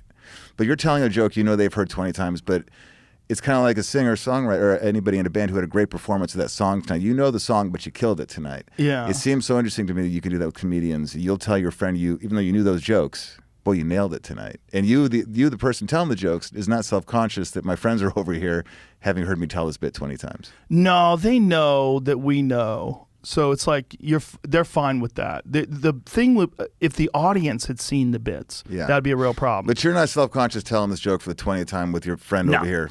No, not at all. That's interesting to me. No, because the comics will tell you, I like how you're setting that up this way. I like how you cut that part out. I like this new tag you added. Okay. Yeah. And that's part of the reason you probably do it too, some feedback from other joke tellers. For sure. Okay. Yeah, it helps a lot. When someone's there and they could say, last night you said it this way, but tonight you said it that way, and that way's better. Okay. Or it's also, there's a thing that happens with comedy where you really don't know what works until you do it in front of an audience. Like, I would imagine you could write a song completely without any audience member, just you and the band members, and you guys could put it together and record it and not have any feedback from anybody else other than you guys. And then it would be an amazing song. That's impossible. Right. There's no gratification to tell a joke and just, it's funny. Yeah. Well, not just that. It won't be done. Right. The only it way needs to be performed. But you can write a song like you just said. Yeah. And it is better to share it with somebody because that is a lot of the motivation. I don't write songs for me to just listen to my mixtape of my own music in my bedroom. Of course. Yeah. So you do want, it doesn't matter who you are. Anybody tells you that they're not into that, they're lying. People want positive feedback. Sure. And that's part of the exchange is I wrote it, I created it, and now I want to see how people react to it. Even Prince. But I can record in the studio. Yeah, of course, even Prince. But we can record it, and I can hear it come out of the speakers, and I can get a rush of how that's what we wanted to do, and that sounds great. You don't get any rush unless you tell the joke. No rush unless it's in front of an audience, and you don't know. There's many times where I wrote a bit, and I've got it set up. I've got like the beats the concept, I've got a point I'm trying to make, but then I go on stage and parts that I didn't think are going to be funny at all are the funniest part. I'm like, wow. And then you realize like, oh, they're seeing it for the first time in a different way. They don't know what's coming next, so they're seeing it. It's almost like you don't have the ability to see the joke. You're constructing it blind. You're putting it together, and you kind of know how it's going to go out, but you don't really know until you perform it in front of people, and then when they see it for the first time, they decide. And then you have bits you thought were going to be the strongest part of the set, and like nobody cared. Absolutely. Right. And the thing you thought was just one joke to get to the next joke, was actually. But that's those stories are countless for people. I mean, I would say almost every record I've done, my favorite song I thought was going to be the best, like nobody noticed. And then the songs are like, really, that one? Like, that's the one that surprised me. But because you don't know. Yeah. How could you know? Yeah, you don't know what it's going to be like to hear that song for the first time when you have no idea what the lyrics are. And they don't know what kind of, the people who are listening don't know what kind of work you put into it. They don't know if it was easy or hard. They don't, I mean, like Warren Zevon's Where Was London is apparently like that. Oh, really? Yeah, that was like an afterthought of the session. And it's his signature song. And there's a lot, crazy. I mean, if I'm wrong, forgive me on that, but that's a story I've heard. And there's other stories like that. People have countless stories of like the song that got over was the last one anybody really cared about. Is there any one of yours like that you thought were going to be giant and they didn't I thought they were all going to be giant. I'm still surprised they're not all giant. No, I wouldn't say so. I mean, I don't get too involved. I never have gotten too involved with that. Like going to record companies and telling them I think this should be a single. I don't. That's like not my. I can tell you what my favorite song is, but that's what they do that's their jobs. Yeah. I'm not going to. They have hopefully good experience in knowing how to do that. I'm hopefully going to like all of them. So if somebody wants to promote one or the other, like it's never mattered to me too much which one. What is the process when you bring an album to the record company and they hear it for the first time? They're hearing a complete, like they're not involved at all until you slap it down on wax and you bring it to them, right? For me, that's how it's all. I've never had a record company, with their hands in a record. I've never been uncomfortable or been told to do one thing or the other. I mean, I've worked with lots of different people, different labels, and you hear those stories of people feel like the record company made them do this or that, or they went more commercial. No one's ever been in my business for making records like that from a record label. No. So when you bring it to them, it's a completed project. Mostly, I mean, usually you have with calling an A&R person who hopefully you like, who comes around the sessions and you work together, so they know what's going on. And so they give you some feedback or they talk to you about it? Yeah, and from my experience, it's always, if I disagreed with the feedback, that was fine. Sometimes they have good ideas, Yeah. It's better off to see them as an asset in a team rather than anything else. Otherwise, you're bad. Otherwise, it's bad for everybody. That's what authors say about editors, that you have to have some sort of a working relationship where you trust that person and appreciate them. Yeah, and hopefully they can be really helpful to you. Yeah. And people in your studio are not different than editors really in a way too. That's what record producers maybe could do for you. Like I use record producers. I don't really need one because I know how to make records on my own, but it's somebody else, the different set of ears, they can help you edit and be honest with you. And so you bring the music to them and then they will say, hey, Jacob, this is a single. Yeah. Well, I call them focus tracks now. Focus tracks. They don't. I mean, I'm not in the world of singles. You're talking about. When did that shift? I don't know. It just happened recently, I think. Focus tracks. Yeah. Well, because a single, doesn't that bring up the picture of like a 45 and go on radio stations and like I got some wax to get a place. Yeah. And then videos and all that. That's for. I think they just call them focus tracks now. I like that term. That's a cool term. It's focus really passive aggressive and it's really like kind of not here nor there. How's it passive aggressive? Just that, like it's a single because you think you're making singles, but we don't really do singles anymore. But we're not going to look at it that way. We'll call it a focus track. And then you wonder, well, who's focusing on what? I don't understand. I'm confused. So how does it work now? What's important? Radio exists, but is it important? Well, it's not the same, right? Than what you and I grew up with. But and that's okay. I mean, is Sirius still? Is that valuable? What's valuable? Streaming. And is it because you make so much money when they stream your songs? You're lying. Oh, yeah, man. Well, talk about something. Somebody's making a lot of money. Yeah, I don't know how that happened. Somehow they figured that out. These motherfuckers are clever. And some of the people who put anybody in this chair does what I do. Like they can probably explain to you like how it happened, but we don't know when it happened and how it stuck. That like we're just going to take your music and you know you're going to make 0.5 cents per 50 streams. I mean, like that's really affected a lot of people greatly. It's got you to. know, but when you say what is saying, like that's you ask what does count, what does matter, streaming. But in that world, But my it doesn't world, count in the same sense that record sales counted 20 years ago. I don't think so. I It mean, can't, I'm right? not. I don't. I mean, honestly, like 20 years is wrong too, right? It's more like 25, right? Since what? Since people since were selling loads of records. Napster and Yeah. like that It's was like the 2000. yeah. Yeah. No, that changed everything. Record company had a chance to really not screw that up. You know, those guys at Napsters, they wanted to like party together. They wanted to like do business together. Record Yeah. business said no. And don't ask me how the film business, you know, figured that out and protected themselves better. But I remember being around and hearing those conversations about the Napster stuff. And like, record business was like, you know, put the finger to them. And like, I mean, nobody could see what was coming except the Napster people. That like, it Yeah. was just going to all dissipate. And the record business never recovered. I remember finding out about it that you could just download almost any album. You just hit that button. Hopefully, you don't get interrupted for the next 3 days, and you got that. Yeah, record. I was like, this is the craziest shit I've ever seen Yeah. in my life. And I had them all on one of them old wheel style Yeah. iPods. Yeah, remember that like you get clickety, your friend would like give you, hey, you want to download my hard drive? And Yes. they'd borrow it. And like, yeah, Yes. I saw that. I mean, I wasn't that defiant about it. I wasn't gonna, you know, I just thought I wasn't the maybe the size of artist that could really object or. You know, I saw it happening, and if Metallica can't shut it down, I don't think I'm going to be able to shut it down. Right. You know what I mean? And in trying to shut it down, they really developed, it's a very bad taste they put in everybody's mouth. Yeah, they recovered, but I don't think they were totally wrong, to be honest. Like, They weren't wrong, but I think Lars, like the tone that he had about it was incorrect. well, there because- seemed to be drawing a line between the artists and the fans, and that's Yeah. what was upsetting to people. And everybody was really just no one had any idea. And Metallica, I think themselves have, I don't know how they word it, but they're not proud of that moment. But they weren't wrong for like trying to stop the avalanche. Like they saw where it was coming. Like, and they were, and to some degree, like they couldn't stop it. And then you have loads of artists today who can't work. Because I'm sorry, people like to say, you can't. They don't want to hear about art and commerce being connected. But like, young bands don't make a living. Like then they got to go get jobs. They can't play for you. Yeah. And for a lot of acts, selling CDs out of your car or whatever, that was enough to make a nice little living for themselves. And with that gone, those people have regular jobs now. Do you think it's possible for someone to develop a YouTube-style streaming service where the artist can upload directly to it and then they can profit off of it and they can maybe split the profits? The way YouTube does it with content creators. Like say if you decide to be a content creator, you want to make some videos, you're splitting the revenue with YouTube, but you can make a tremendous amount of money. Mm-hmm.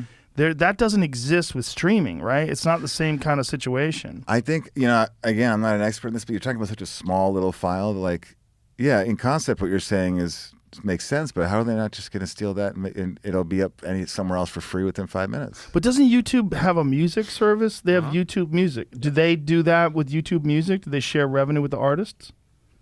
The way they do it with video? Because what they do with video is... But is that exclusive? It's pretty... a lot of people give YouTube shit about like being a lot of their censorship, and they deserve that shit. But they also deserve accolades for the way they've allowed content creators to make money. They've kind of said, look, we'll work with you.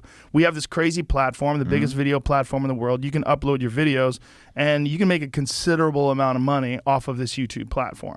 It's pretty nice that they do that. Yeah. If they could have something similar with music, and then people just adopt it, because I know a lot of people there's a YouTube Music app now. If they could have that same similar situation, artists can become very popular inside of that world. But is that exclusive? Would that be exclusive with that artist? The only way And it could YouTube. be is if you would have a copyright on that. Like if you have a copyright on a video, like say if you upload a video on YouTube and then someone else puts it on their channel, you could have that struck. You have a copyright strike, you could take it down. I think at the end, you're talking about asking younger people today specifically to go pay for stuff they've been getting for free for a long time. I don't think But that's gonna not work. what it is. You don't ask them to pay. The revenue comes from advertising. So you ask people to pay for the service the same way Right. they pay for Spotify, the same way they pay for Apple Music. It's not an exorbitant amount of money. It's a small amount of money per month. But in that, you get an unlimited amount of music. I'm for any experiment. I think that's a good experiment. Because it's free falling right now. It's you know, and I'm okay. I'm not. If I was coming up today, like I don't know how you get started. Well, I have friends that are artists, that are musicians today, and it's a fucking grind. Like really talented ones that are barely getting by, and it drives me crazy, and I don't understand. And we're all missing out. Yeah, we're missing out on great talent. Yes, we're missing out on their work. Because they, you know, first of all, record labels don't. I came up the days where, you know, the record label wasn't expecting your first record to do anything. Right. I mean, maybe the second one would, but it's the third one they really want. They're building you. Yes. And that might take 7 years. Right. You know, but you know that's unheard of now. So again, we miss out just because a lot of those people that need that time to develop, need the support, need the funding, you know, they've got to have jobs and they can't devote all their time to doing it for us. So we're the ones who miss out in the end. There's always been that situation too where you have these really hungry, talented artists and they get taken advantage of by whether it's executives or whoever is the money people that figure out how to lock these people into some long-term contract where the lion's share of all their work and creativity is going to be enjoyed by the company and not by the artists themselves. You always have these crazy... That part of the model is, I mean... Hopefully there's enough pie to go around. Everybody is kind of okay with that. I mean, there's a certain number you get to where you probably don't care anymore how much they're making because you're making so much also, you know. But that model, that's not a mystery, especially if you're like coming up the times when I came up, like we already knew all that. If you got locked into a bad record contract where somebody screwed you over, like it's kind of on you a little bit. It wasn't like, it's not the 50s or the 60s where like we stepped into things and didn't know. And it has nothing to do with my background. I never got screwed over, though. The worst people I've ever met in this business were in the bands. They were not the labels because you know who they are. You know what they're doing. They don't really change. You won't be fooled. You know, it's the people that you have camaraderie with that you think are in the trenches with you that you find out like those are the people that let you down more, that you get hoodwinked by. The business people, there's no secret what they're doing. Have you been hoodwinked by other artists? Everybody has. Really? Yeah, I'm not making a point about artists are shitty. I'm just saying the big bad record business, like not for me, not my days. I've worked with some great people, you know, some really supportive, positive people who've been a great part of my career. You know, and I can only name out of 30 years, maybe like one or two people I came across who I hope I never see again in that end of the business. Otherwise, like that's a pretty good ratio. That is a very good ratio. So essentially, there's always going to be people that take advantage of people that don't really understand or are too eager and accept a bad contract. Yeah, but there's no excuses for not reading that. And we're just too far along. Like it shouldn't be that easy to fool someone today. I've been offered a lot of bad contracts. Yeah. But I didn't sign them either. You know, it's that same kind of situation. And I've been in situations where I've looked at a contract, and that's the nature of most business deals, is someone's going to do better than somebody else. Right. So when you look at that and you realize it looks like you're, no matter what, going to do better. This isn't a good situation. Like, I don't take that as like a personal attack or think, okay, well, this isn't good for me. It's not good. I'll go find somewhere else to do this. They're just establishing shitty rules for the game for you. But there's no connect. Yeah. Right. But they're in business. Right. You know, it's like, again, Prince, what was his, what did he say? They owned his name, right? I think it was something. I'm going to get the quote wrong, but somewhere around the time where he changed the symbol, and they said something somebody said something about the record business. He said, "No, I'm not in the record business. You're in the record business. I make music, you know." And that's kind of it. It's true, but they're not. There's no similarities to them. There's no reason that you're a great talent that you should also have a great understanding of the business side of things. They're not really interconnected for most people, but we are far enough along now where hopefully you have somebody with you and things are more transparent that you shouldn't get locked into these horrible deals anymore. Do you remember when Courtney Love wrote that piece where she was explaining the music? I think it was in Spin magazine, where she was explaining the music business in terms of like where the money goes and how they fuck over artists. Do you remember that? I don't remember that, but then don't get in the music business. That's not new. I mean, it's not. Is that a revelation? Did you read that and you're like, well, wow? Like, it was shocking to me because I'm not in the music business. So to me, I was like, wow. So that's how they do it. Yeah. I was confused. Like when it went into like, you know, if you're a band, bands don't do this anymore. If your band sells 2 million records, everybody in that band's probably making a lot of money buying houses, right? Mm-hmm. And that CD costs $18. Like, you're making your money. You're pretty happy. It's only down the road where someone says, okay, you guys, you did buy a house. Did you see how much that they made? And you are shocked for a second to realize you take that CD and you divide it up between yourselves, your band, and what the record. Yeah, they make a lot more than you. That's why they're in the record business. That's what's And crazy. some of them are too smart to be in the bands. Or not smart enough. Well, it depends on what you can handle. If you can, I couldn't handle that kind of lifestyle myself. I don't want. I invent things out of nothing. I don't want to be somebody who I have to. My whole livelihood is reactionary to other people creating something that I can now work with. Right. I want to right. make it from scratch. Yeah, that's a weird situation to be in, relying upon other people's creativity for you to make a living. Yeah, but you can do that when you don't have a creative bone in your body. Some Right. people are really good at numbers and math. Some people are really creative, and if you recognize early on, well, I would like to be. I mean, that's a lot of the great people who work outside of bands once wanted to be in a band, but realized like I don't have it. I love music, but I want to be a part of it anyway. I want to help someone else do great things. Right. But I'm not the guy to be in the band or the girl. If you have your own music and you own your music, what does a record label do for you in 2021? Well, what do you mean? If you own your own music? If you create your own music, right? If you say you hire, What could a record label do for you? Yeah. Well, they have money that you don't have to promote and spend and put you on tour. Young bands they can't, a van or no van. It costs money to tour a lot, so that's they something basically loan you the money. Yeah. That's how they can be good for a young band, really, or any band. It's like otherwise you don't have the tools, the assets to get your music in lots of places. I mean, there's more opportunities with social media, of course, and it's look. The good news is anybody can do it now, and the bad news is anybody can do it now. It just means it's crowded, and there's just Right. like it's hard to know what anybody's up to, But now record labels, they can still have a great purpose, of course. Some people say they're banks. They're just funding your trip, and you have a big bill at the end. And they have a connection to streaming services. And Yeah, they so have all can those get contacts that you wouldn't have on your own. Now, when a person is like, say if you're a new band and you get signed by a record company, how does someone find out about you?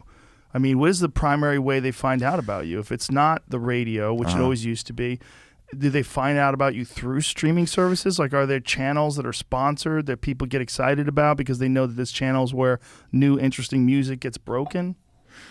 We're both going to do some We're going to do some homework after this, and if I find out, I'll let you know. I mean, really, that's the question. I don't know. I mean, because it's just jammed up everywhere. So a lot of great things about the way things work now.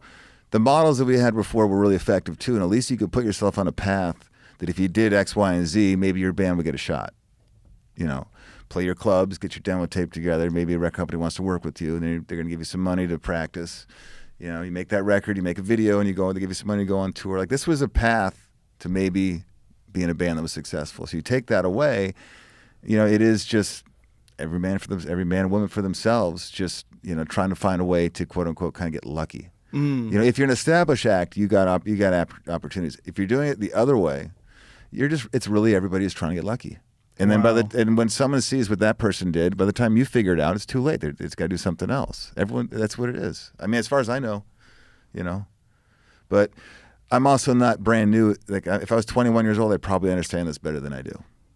The way I came up was just a different. I mean, it was just a different model, and that's okay that a lot of that's gone. I mean, it's changed so drastically. I mean, remember in the late 90s, remember you know what the Diamond Award was? No. That's when they had to invent it. There was gold record, platinum record. It wasn't enough. People were going like 12 times platinum, so they invented the Diamond Award, which was 10 million. Whoa. The Diamond Award, yeah. That's how much money was going around in those days before the internet, really. How many people buy CDs today? Do they still sell? I don't know where you buy one. Online, I guess? Amazon? Yeah, there's, I guess where are you going to play it? I mean, Play let's your find... laptops don't even have hard I drives. think vinyl sells more than CDs right now, but I'm going to get a breakdown real quick. That's interesting. What is Oh, old for is sure. new No, again. it actually flopped. It was for a while like a bonus if your company want to spend some money and make vinyl with you. Now it's kind of like, you can throw in CDs, but the production of that is like, Yeah. it's the cardboard you put around it. It's cool now to have vinyl. Yeah. CDs don't seem cool. But why would you have streaming is one thing. I mean, CDs are, uh-oh. Wow, streaming's 83% of music industry venue. Wow. No, but okay. Sync. What is sync? That's getting your songs in TV and commercials and you get licenses. So that's 2%. Physical. 9% is physical, so that's live performances? No, physical is a combination of CDs and LPs and vinyl. Physical things. Yeah. Oh, I get it. And then digital downloads are 6%. So physical copies are just 9%. So it's taking up the bulk of that pie right there. And then that breaks Streaming. down here. Streaming takes up the bulk of the pie. So yeah. Oh, interesting. So CDs, and it's kind of Fucked in here this year, 2020. What is happening in 2020? It says what? It's more vinyl than it is CD. And other What are we physical. looking at? That's the green and the blue. That's CD vinyl. The green is vinyl, which is the largest. Well, amount. vinyl's not like blowing up. Anybody tells you it's back, it's not like it's not not buying not like Kiss records in those days. Right. It's a boutique-y kind of thing, and it's cool. Yeah. And what's cool, well, it costs a lot, So people who buy it, some people buy it from Urban Outfitters and just put the thing on the wall like decorations. I guess you could do that, but vinyl's like $28. Do you enjoy the sound of vinyl better? It's people... absolutely better, but at the end of the day, I don't really care. Just want to hear the song. Really? I don't. Well, I mean, that question, like, is it vinyl, MP3s, or CDs? Well, no, yeah, vinyl sounds the best. But I don't have a vinyl player in my car. I can't take it hiking, so like I'll listen to an MP3. Like, yeah, I just want to hear the song at the end of the day. Not get caught up in that. Bought this digital machine thing that attaches to your iPod. I never fucking used it. Digital machine thing. Yeah, I don't know the name of it. I'm trying to describe it. I guess not. I'm sorry, but it attached. It was like a brick that attached to. It was as large, if not larger, than my iPod, and it attached to the iPod. And what it did was it changed the sound and tried to make it more true to what the actual vinyl recording. What year is was this? Is it recently? This is like 20 years ago. No, at least 15 years ago. And I remember holding this stupid fucking thing in my hand. Go, why did I buy this? And you're listening to it on what? Like listening to with a what, nice earbuds? set of No, I had over the ears. Yeah. Well, nice it does. set of Yeah, Shores. it's just look. You ever go online? You want him to go crazy? You ever go look at turntables that cost $20,000? I mean, Really? Yeah, and the speakers and the cables. I mean, that's different kinds of gram for your vinyl. What are you going to use? But then you got to ask yourself, whatever you were listening to with that gadget, like the record you were listening to, was it even made analog? Was it made on digital equipment to begin with? Right. Because a lot of people do. I mean, they make digital records on Pro Tools and then they put them on vinyl. Like isn't that like a little peculiar? I mean, yeah. What is that? Yeah. I don't know. Holy shit! A There you go. $50,000 turn. That's fucking dope as shit. Isn't though. it? Oh, you get Look at lost. that thing. You get lost looking at these things. God, They're that's incredible. so pretty. You Isn't could that buy cool? that for $50,000. What a bargain! And then you put it in a room, but then you have to have your room tuned. You have to have somebody set the acoustics in your room, put baffles. I mean, you'll never be done. Well, Henry Rollins, who's a gigantic record collector, Yeah. showed us his setup, and he has these enormous towers in his living room that are like 6 feet tall, and they're $250,000 plus of just Well, those are speakers. the speakers. Yeah. Oh, it's awesome if you got the bread. Yeah. And you got the room because it takes up a lot of space. I mean, you can't have your cables on the floor. Yeah, You have to- that's what he's got. That's his setup. Oh, look, it's got ATM machines. It looks like it. It looks like a robot. Oh, well, you see, Yeah. well, that's pretty awesome. Yeah. Well, he's a freak. He's got a lot of CDs over there, too, though. Is that him? Well, Is that whose room his- is this? That's his Is this? setup. Yeah, it's his. That's it his says it was setup? his Yeah. setup. Yeah. That's awesome. But he But- just loves the. But it's all in. You have to go sound. all in. See those cables? I mean, Mm-hmm. speakers are out. You don't just take your desk and throw a turntable on it. No. You have to do all this. He's Those got a- speakers are out of control. I can't even imagine what's going on with those. I think those are, like I said, I think they're $250,000, right? Isn't that Something something? like that. Yeah. Look at that fucking thing. Look at it. Hold on. Scroll down. What does it say? 200K. 200 grand. Yeah. Oh, really? It could be Wild this- shit, man. Different versions. Look at that. Of them. It looks like exercise equipment. Yeah. You got to be really into sitting there and. And look at listen to that the stuff. what's on the front of the amps there. You gotta. Yeah. What are those things? I think you have to turn them on. You do like the superhero Whoa. 3-finger. Yeah. That's pretty wild. Yeah, he doesn't do music anymore. He just listens to it. Yeah. Most of what he does when he performs, he does spoken word Right. tours. He's sort of shifted into his own version of stand-up comedy. Yeah. It's very humorous stuff and interesting takes on things, but he's not imprisoned by that format where he has to get, if you're doing stand-up, people want it to be funny. They Yeah. want to leave laugh. Yeah, he does spoken word stuff. He's got Yeah. memoirs. He's very smart. It's I like his really stuff. good, though. Yeah, he's very smart. Very I've interesting always stuff. liked his stuff. I like him as a person. He's a fascinating cat. Like the way he's managed his life. You know, like he has no relationships. Like he's like, Yeah. it's too hard. It's like it's too much work. That's funny. It is funny, but when you talk to him and you realize how nuts he is in a good way. He, you know, I don't know when the last time he did do an actual like a music. I don't think he could put his body through that. That's a young man's game. What he was doing. Oh yeah, like that song "Liar." Yeah, when he Yeah. would get red in the neck. Well, that was also back in his powerlifting days too. Yeah. We had this fucking neck that started at the top of his head. Yeah. And came straight down to his Yeah. shoulders. Yeah, but that's a very very physically. It's hard to age. We'll say when that's so much of your show is physical. I mean, Iggy Pop does that. He still gets around, but Well, my friend John Joseph from the Cro-Mags, Yeah. John's got to be 60 years old or close to it, and he still performs. He like wraps up his ankles and warms up like he's about to get into a fight. yeah, And, it is. but he also does Ironmans. Like he's constantly training for Ironmans, and he's like very Well, strict if with you his want to do diet. that, look, I mean, there's guys my age who are getting their knees replaced and hips Yeah. replaced because they jump around a lot on stage. Mhm. And 25 years later, it's like any athlete that's wear and tear. you Yeah. know? But it's hard. I mean, that's Maynard blew his hip out that way. He's got a well, fake I mean, hip. just the simple jumping off the riser. Mm-hmm. Oh yeah. You know, that's all- 20 times a night. You know. fuck yeah. Yeah, so you know, you have to find a way to, if you want to keep doing it. Some people just age out; they don't want to do it anymore. Right. And that's okay too. You can change your mind, just go do something else. No one says you had to be in a band or on stage your whole life. There's no contract you ever made that I'm aware of that said so. You can do something else. But if you want to keep going, yeah, you have to adapt. But I to think being- for many people, and this is the same in the world of comedy too, the thrill of performing, it just makes everything else seem so boring. Like any other kind of job that you would have, even if it's satisfying and you enjoy it. Like Yeah. there's That many is- times where I've come off stage with my friends where we're like, can you imagine if you could never kill? Like there's people out there in this world who've never gone on stage and Right. killed. They don't even know what this is like. Like Yeah. they don't get it. They're missing. Yeah.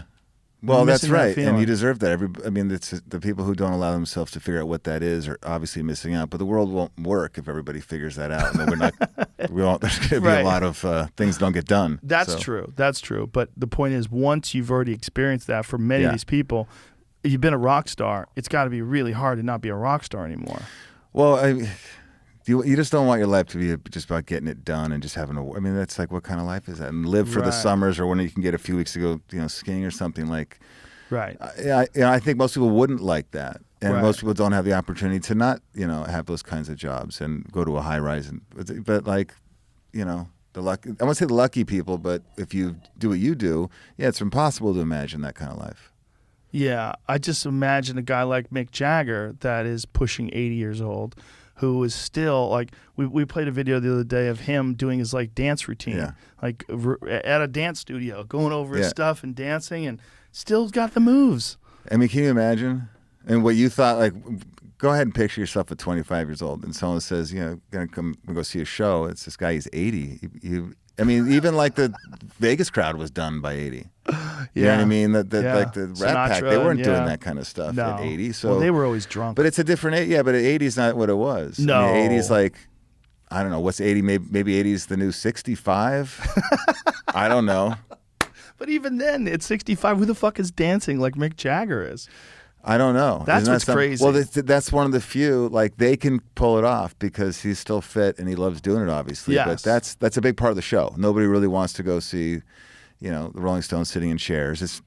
I would still go, but it's not the show that the reputation is. Yeah. And it's amazing that it's pretty astonishing to do that. That It's age. hugely astonishing. I mean, he is the canary in the coal But if mine. he couldn't, they would be done because it's a touring band now. Yes. It's not a record-making band, really. That's the thing, right? And I wanted to get into that. Like, with a lot of bands, especially classic bands like the Stones, people don't necessarily want to hear their new stuff.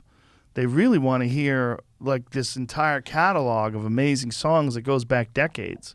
Yeah. So what is that like when a band stops making new music and they just sing the old music? Like, that's got to be a very different feeling as an artist, because isn't part of being an artist creating, and isn't that part of the thrill of being an artist? You can't name anybody that's not true of. That's doesn't matter. Even the Rolling Stones, they want to hear your hits. And, Yeah.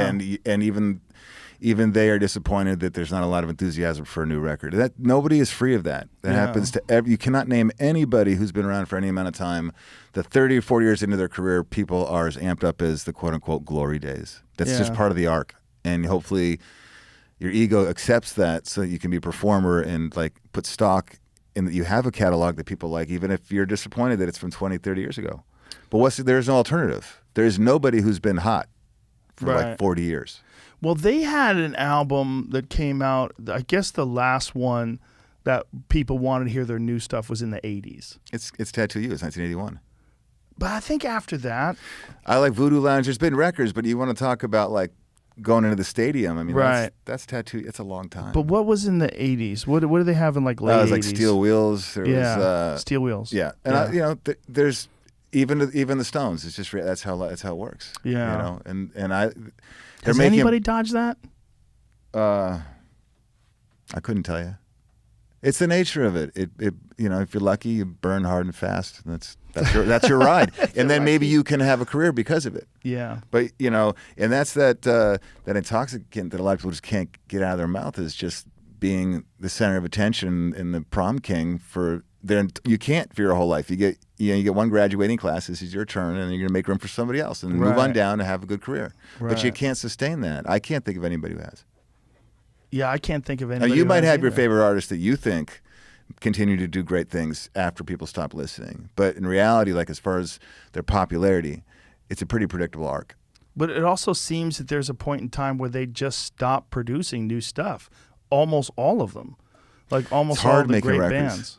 Is that what it is? Well, it can be. And right now, a lot of them don't want to make records because what's the point? Right, there's no money in it anymore. Well, yeah, Stevie Nicks has said that. And I get it. She's like, it takes a lot. I got to work really hard, and it's expensive, and nobody buys them. Why would I go do one of those? You know, but that's a different era that she's maybe speaking from.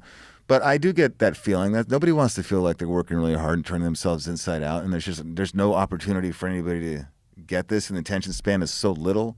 I don't think she's saying she doesn't want to do it again if she can't do Rumors again. I don't think that's what she's saying. She's just saying, like, I put everything I got into this, and like I want it to be noticed, and I want to go do a show, and I want people to care about the new songs, but they don't buy records, and I get it. So why did a lot of the more established older acts just not do it so much anymore? There's no bigger budget for them than it is for anybody else in the record business, because nobody's selling records. You know what I mean? Right. And Paul Simon, I love one of his most recent records, his Wristband song. I thought that was just fantastic. When was that? We could look that up. What year? It's maybe 6-7 years ago or so. But the point is, like, it was great. If you like Paul Simon, this is Paul Simon. It sounds great. These songs, he's never going to let you down as a songwriter. But did it react in the way that the earlier stuff did? Like, no, of course it didn't. It's not his fault. It's just not the world we live in anymore.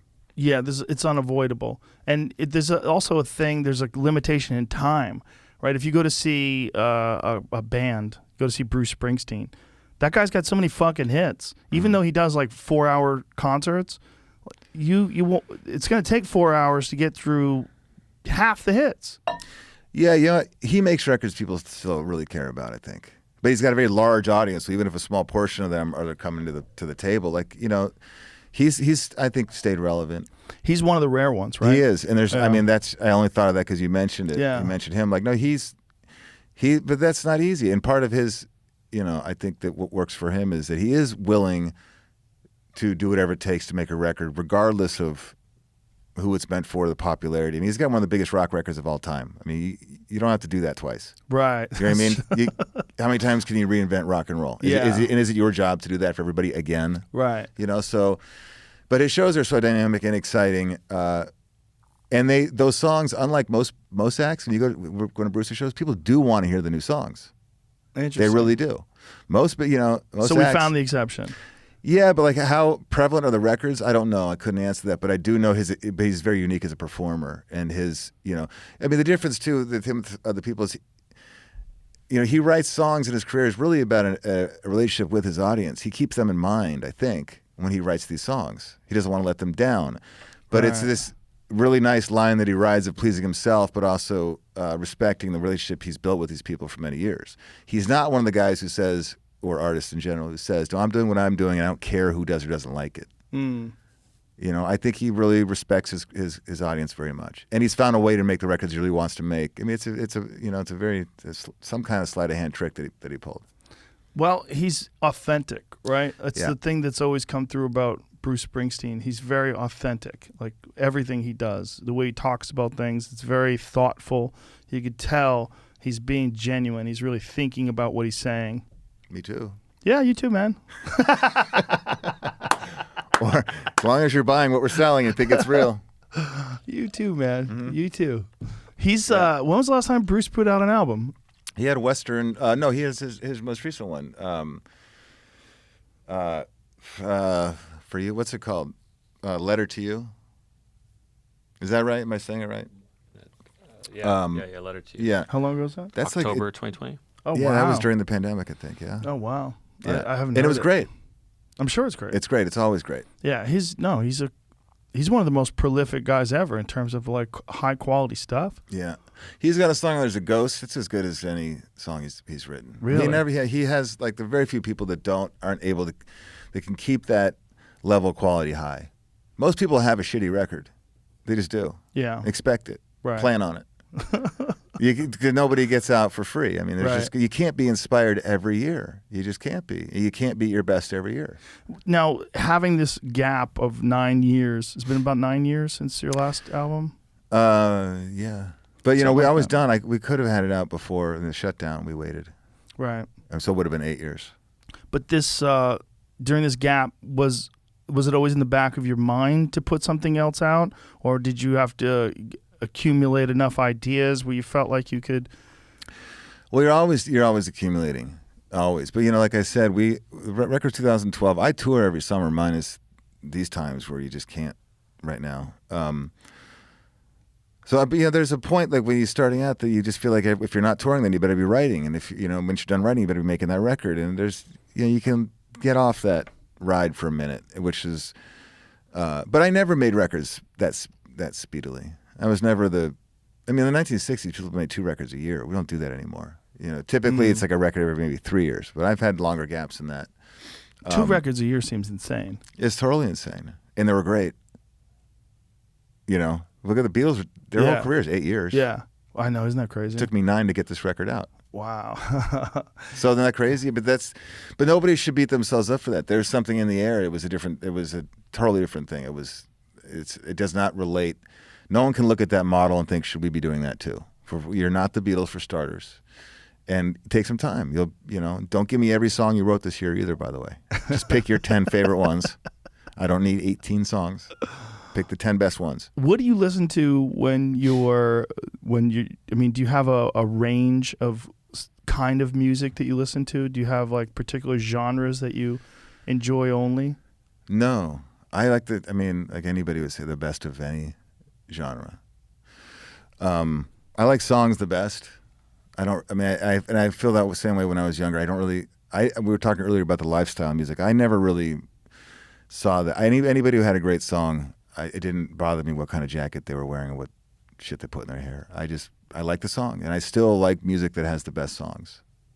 That's what moves me the most. It's not the beats, it's not the vibe, it's not the stage diving, it's none of the peripheral stuff that can be pretty cool. It's really just I like good songs. And you like them in all genres? I think so. Do you listen to country? Yeah, sure. Yeah? What are you into? Well, you say country. Yeah. That's a very broad term now. It is now, right? It doesn't, I don't know what it is now. But when you say country to me, I still think of George Jones and Johnny Cash, things like that. So the newer stuff, I'm not saying it is or isn't country, but it's just I don't identify so much. I don't think most people do. Well, it's kind of corporate country. A lot of it is. It is. It's just continuing to sell you what you already like. Right. They found a formula, and they just keep hammering at it. Most businesses do that anyway. Right. They just keep selling you what they know you already like. Why mix it up? Right. But it's interesting. I did hear a couple songs just maybe yesterday flying out here. I came across just at 2 different times countries, and it was interesting that the 2 songs I heard seemed so typical of a lot of it, which is no one's really singing about themselves. They're singing to you, the listener, telling you. They're talking about your life. You got very wealthy people talking about all they need is a pickup truck and a shack and and everything's awesome. It's like, well, I don't think you're living in a shack, and I don't think your pickup truck's probably pretty tricked out. Right. It's kind of telling you about your life, and maybe that's what they like about it. Maybe there is something that is similar to country music that's always done that, but I'd rather have Merle Haggard or Carter Family or any of those. The new stuff, I'm not the first one to. It's not my revelation. It's pop music. It's can't just put a fiddle on it and call it country. Right, but there's guys out there like Jason Isbell and Sturgill Simpson, and there's people that are doing there's country elements to those things. Yeah. There's that's almost more like Tom Petty rock. Some of it. And actually Tom Petty's music, like that world bit his music pretty good, and they turned that into like almost. I mean, like particularly his Wallflowers record, like that's like a model for new country music, which I don't think he had any say in one way or the other.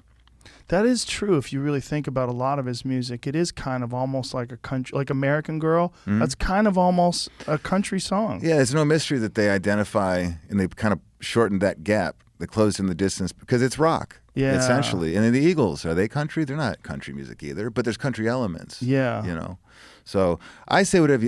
I have no problem with any of it. You like it, you like it. I just mentioned it because you asked me, do I like country music? So it's important to solidify what is the different kinds of country music. Yeah, a lot of these genres they're kind of open-ended, right? Yeah. Well, country and rock. Like, Country and rock certainly is very blurred. I mean, but there's lots of different kinds of rock. So yeah, it's easier to like put those two pretty close together. But do you take time to just sit down and listen to music, or do you just listen to do you consume music while you're doing other things? Yeah, unfortunately, like most people do, even if you thought you were hanging on to that thing for long, over time it slipped away. You just showed us Henry Rollins' studio. Like, if I had that studio, that situation, and I had it collect, I'd go in there and just shut the door and listen to music. Yeah. And I can't shed any new light on that experience with music, how it is different with vinyl. Just it is something about it that's different, and we all know what that is. No one needs to hear me say what the difference is. Yeah. But I don't know. I don't have a situation. But you don't do that anymore when you get older as much, anyhow. And records cost a lot. Yeah. I used to buy records. We did when you liked one song and you might like the rest. And if you bought it for $6.99, it sucked. You just didn't care. I'm not gonna. Sorry. I think your band's pretty cool, but I'm not spending $28 to help you. Like, it's a lot. You're going to come home with 4 records for over like $150, $125 or something. It's just, it doesn't matter how much money you have. I just don't think the format's it's worth it. It's hard. It's difficult. Because you could just get it in a digital format, and it basically unless you have that connection to the experience of like putting on a turntable, and that's worth the money. Right. Because it's an admission to a theme park almost. Right. You know what I mean? You're getting something out of that. And bands, they do, when they make vinyl, they really care a lot now. We really, going to honor whoever's going to bother to spend money on these things. Well, give them everything you got. Like, think about it. Work hard and make this something special for whoever does decide that they want it. And appreciate that instead of streaming it, they're going to go help, have the experience of buying a piece of vinyl. Part of the process of Tarantino writing, he was explaining, was that he goes into his record room. He has a record room in his house. He goes in there and just locks himself in there and starts playing songs and playing actual physical records. Yeah. And then through that, he gets inspiration for scenes and inspiration for moments and characters.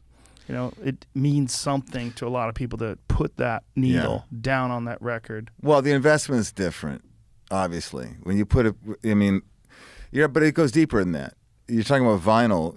Vinyl had very important, parts of that vinyl. There was the first song you're going to start your record with, and then there was how are you going to close out side 1, right? And then you got how you going to open side 2, and then what's the last song on the record? There's 4 out of 10 spots that were really crucial. It wasn't just a collection of your best songs first, like CDs. But then we started doing when we started sequencing for CDs, it was just typically your best song first, your shittiest song goes last, because that's all anybody's they're gonna listen to it in one straight order. They're probably gonna leave the room within 3 songs, so they may never even get to the end of the CD. Do they still have? Sorry, go ahead. Yeah, no, records you could live with one side or the other. It's not just that they sound better, and I still make recordings with that in mind. Because we used to make records. When you listen to records, your favorite records, sometimes there's purposely a shitty song on the record, because you can't have 10 singles on a record. I mean, Thriller maybe, but you're not really.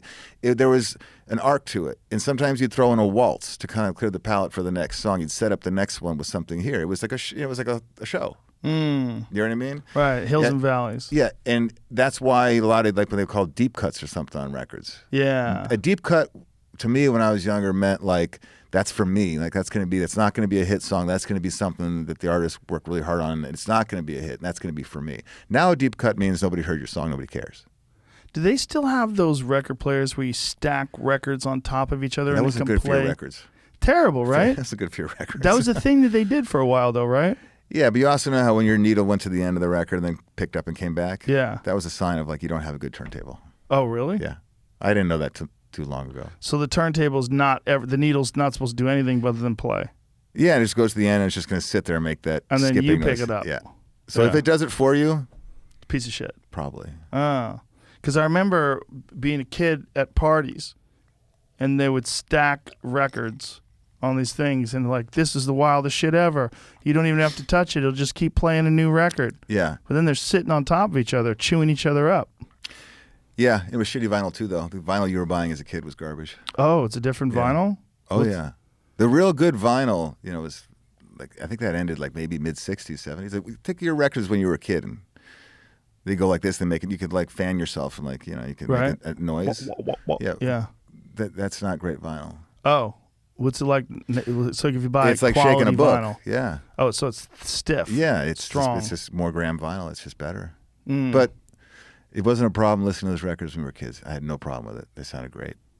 No, they did. Well, there was experience that people don't get today, where you open up that album, like, and a lot of them, especially like a double, like Kiss Alive 2, where you or Kiss Double Platinum, like, ooh, Yeah. you open it up and it's like, it was a book. It was like there was images in there. There was pictures of them on tour. There was all kinds of stuff that would draw you into the band. Long gone. Long gone. But I don't hold the torch for it. No? I mean, there's certain, but you miss it. Just that's nostalgia. But I don't like being in conversation with the people who just dislike how it is now. Like, Right. whatever, man. Like, let's move on. There's other stuff. I mean, what are you gonna do? Yeah, for sure. Just gonna be that unhappy guy just sitting around talking about how things were better when you were a kid? You're right, they probably were, but like nobody cares. Move on. Let's go. Because what's the alternative? Is you don't do anything. You don't buy anything anymore. You don't listen to anything. You don't enjoy anything. Right. And there is still plenty to enjoy. It's just Sure. we're getting it in a different way. Yeah. But there is more of it. And you're a cliche, by the way. Every Yeah. generation said the same thing. Of course, right? Yeah. Every generation's saying that the good old days Yeah. were better. Yeah. And they're going to do that about this generation because, before you fuckers with your holograms, we used to actually watch music videos. Now Yeah. you're inside of them. Have you seen a hologram show? I have not. I have not. I mean, like, Well, I'm thinking about I should have said augmented reality more than holograms. I'm back at the tent where there's 30,000 people jumping up and down to a guy with a laptop. I'm still trying to figure that one out. So the You need to hologram, get on like, ecstasy. maybe, I don't know. That's all it is. Yeah, if you go to those shows, if you go to an electronic music show, There's no amount of there's some ecstasy that's people that gonna love make to that better. dance, and that's why they're doing that. And there's some people just love to be out and partying. But Yeah. a lot of those fucking people are tripping Oh, balls. I would say 100% of them. Yeah, I mean, that's that's what it is. not a lot of people sit around listening to reggae music if they're not high either. I mean, That's true. But But there's that's okay. Interesting thing about these electronic music concerts is that's one of the things that revitalized Vegas, is because people Yeah. could go to these electronic music concerts and this guy was just pressing play on a laptop and doing this shit, and everybody was going crazy. And how upset Milli Vanilli? How upset everybody? Like that guy. Like what a life those guys had. Till they got I busted. mean, yeah, but like, how isn't that funny to you though? They're like, this is okay. Hit the button. This guy makes like $50 million a year being a DJ, hitting the space bar, right? And then Milli Vanilli, like they danced, they worked their ass off, they tried. You were listening. You bought a real record. There were real people singing on that record. It wasn't them, but they humiliated those guys for like they got caught, but like now. I mean, I watched a little bit of like the 4th of July stuff. Like nobody was singing or playing. Right. Nobody. And They're all lip syncing. Nobody cares anymore. And we shouldn't care. Technically, it's too big of a feat to pull that off at times, like Super Bowl. No one's ever going to sing. It's just too big. Too many things can go wrong. But go back for a minute and think about how everybody minds were blown and they were angry, burning Milli Vanilli records. because they Yeah. found out that those were not the two guys who sang on the record. But you know what? Somebody did sing on the record. You were buying a record that people wrote Right. and sang. Whereas today, you're often not buying anybody's anything. You're okay with that. I wonder what happened to those dudes. Well, one of them, I believe, killed himself. Oof. Yeah, no, it was. I found it really sad. I found the irony totally crazy that like you still bought the record, you liked it, and somebody was singing on it. Yeah. Okay, you feel a little fooled that it wasn't them, but like, should these guys be like sent out to pasture for their whole lives and be humiliated because you still got something that was pretty good you liked? I feel like one of them put out an album where he did sing. They did. They went out. Yes, I know a lot of stuff. You might be surprised. I think they did go out, and they wanted to dance. And they wanted to sing. They had very heavy accents. Oh. Okay. And they learned to sing, and they tried. And I don't think that was even possible that they could Bounce turn that back. thing around. Right. And they had these accents that were really heavy, but like, it's a terrible story. Well, it used to be a thing if you got caught lip syncing at a concert, people were pissed off. But now they don't give a fuck anymore. No. I mean, it's a lot of what happens. And then you put, unfortunately, the tables have turned where bands have to tell you, we play live, we don't use tapes. Like, Right. It's like that's the deep. You have to defend that. You want people to know that we're not doing that. Yeah. But it has a lot of bands do that, and whatever moves you should do. But remember, when people do that, when they play with tapes and all that, they're restricted by these tapes, so they can't go off the script at all. And Right. imagine yourself as a comedian. What if you just had to do that? You could not go off script. Right. Which is when you play with tapes. I'm sorry, when you go see, Def Leppard. They do not use tapes. You know those stacked vocals you hear on those famous records? They're not young men, and they go out there and they insist on, from what I understand, it'd be so easy to have just fly in those walls of background vocals. But from the time they came up and from their own integrity, they seem to refuse to do that. But they're alone in doing that. Really? Most bands do. No, I'm not going to. I just watched this 4th of July thing, and it's just like, you got like 4 people playing guitars, and I'm hearing like a million sounds that just like there's nobody here, and I'm not surprised. But then in my mind just goes back to this was so, like 20 years ago, this was so insulting, and like you want to destroy these bands for how dare you? The only justification that I've ever heard for using the lip sync is some artists do a lot of physical shit on stage where they're like dancing and jumping around and doing. That's the first time. That's right away you can tell in those award shows when people have this big dance thing. By the second chorus, by the second verse, if they're not huffing and puffing, Yeah. there you go. Right. Yeah. But people used to, it was limited before. You had to minimize your dance. You had to maximize and minimize your dance routine to what you could sing. People have been dancing and singing for a long time. Mm-hmm. It's not a new thing. Right. So Tina Turner, Right. James Brown. they had to work together with you're singing and you're dancing, and you had to know, well, if I do that stuff, I'm probably going to be winded and can't sing. Yeah. So they had to work balance. Now it's just like, don't worry about the singing. We got that. We got the record. Let's get a good dance routine together. But if someone does sing and dance together, the impact of watching them pull it off, like James Brown when he was in Zaire, opening up for the Muhammad Ali fight. Holy shit! That video is one of the most iconic videos of a person performing ever. Yeah, Pink does that. She flies around upside down and sings. Yeah. And when you see that, you can see things in the next. You can feel it, and like it's moving. That's what separates some people from other people. Yeah. If you can't sing and dance, then just maybe pick one or the other, but don't pretend you can do both, because some people can. And she really does hang from those fucking things. And she Yeah. fell once and really fucked herself up. But you've got a superior voice, and Yeah. you've got somebody who really can trapeze style maneuvers. It's just interesting when you just think about how people were so punished 20 years ago when you find out there was one little tambourine in the background that wasn't live and real, and people just felt like you fooled them and they were pissed. And you might still feel like that, and I might, because you were around them. But if you're young today, you wouldn't know the difference. You're not expecting the act to just give you what they're able to do. What happened? I don't know. I mean, at some point they just let it slip out, just let it go. Like at some point everyone just collectively thought like, I don't care. It's They fine. accepted some fakeness. Yeah. Yeah, but it is showbiz. Yeah. It's not surprising. And there are parts of it where it's technically just not possible. Have you been paying attention to this Britney Spears conservatorship thing? I know of it. I don't know. It's very bizarre. I just started paying attention to it this past weekend because a bunch of artists started hashtag Free Britney, and I was like, okay, what's the story here? And apparently, her father has a conservatorship over her where she's not even allowed to get pregnant. Like, she can't take her IUD out, allegedly. I don't know. I want to make allegedly, sure this is true. I've heard that. I've also heard that's not true. I don't know. Well, I hope it's not true.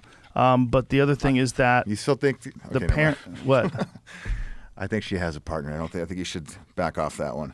She has a partner? I'm sorry. Wait. Did I lose? I just lost. Did you lose me? No, I didn't lose you at all. I hear you. Sorry. Go ahead. Yeah, I don't know much about that. I know what it means, but I don't know why she can't get out of it. I don't understand it because the judge just denied her to be free of this conservatorship. Her father has control over her finances, and her father is, in control of her career. But she's 36 years old. Yeah, I don't. I would need a lot more information just on. How much time has to go by before you can prove that she can take care of herself? I don't know.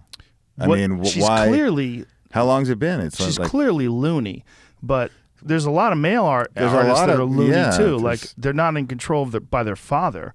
Like, just because you're loony doesn't mean. I mean, we have a long history of loony people. Yeah, we can make a list right now of some loony guys out there who hope they probably could use it. But yeah, I mean, come on, Looney's got nothing. And Looney's great. We love Looney. The idea is that it's to protect her. This is the idea: is that if you don't have some sort of control over her life, she'll go nuts. Which is isn't that part of being a person? Like, you're an adult. That's growing up, right? How does a grown adult have a conservatorship over someone who obviously she's not incapacitated? She's How is she going to hurt herself or lose money? She's just going to go nutty and spend all her money, but it's her fucking money, isn't it? Yeah, if you're a band and you want to go to Vegas and gamble all your money away, you're 100% allowed to do that. You talk to MC Hammer? Yeah. There's a lot of guys, Mike Tyson, who that's your prerogative. Yeah. You make $1, it's your prerogative to blow it. Yeah, that's Seems what like it. I don't understand. If it's physically going to hurt yourself, that's a different story, of course. Right. But I haven't heard that. But she could do that. Yeah, you could do that anytime. Of course. Yeah, this has something to do with her finances.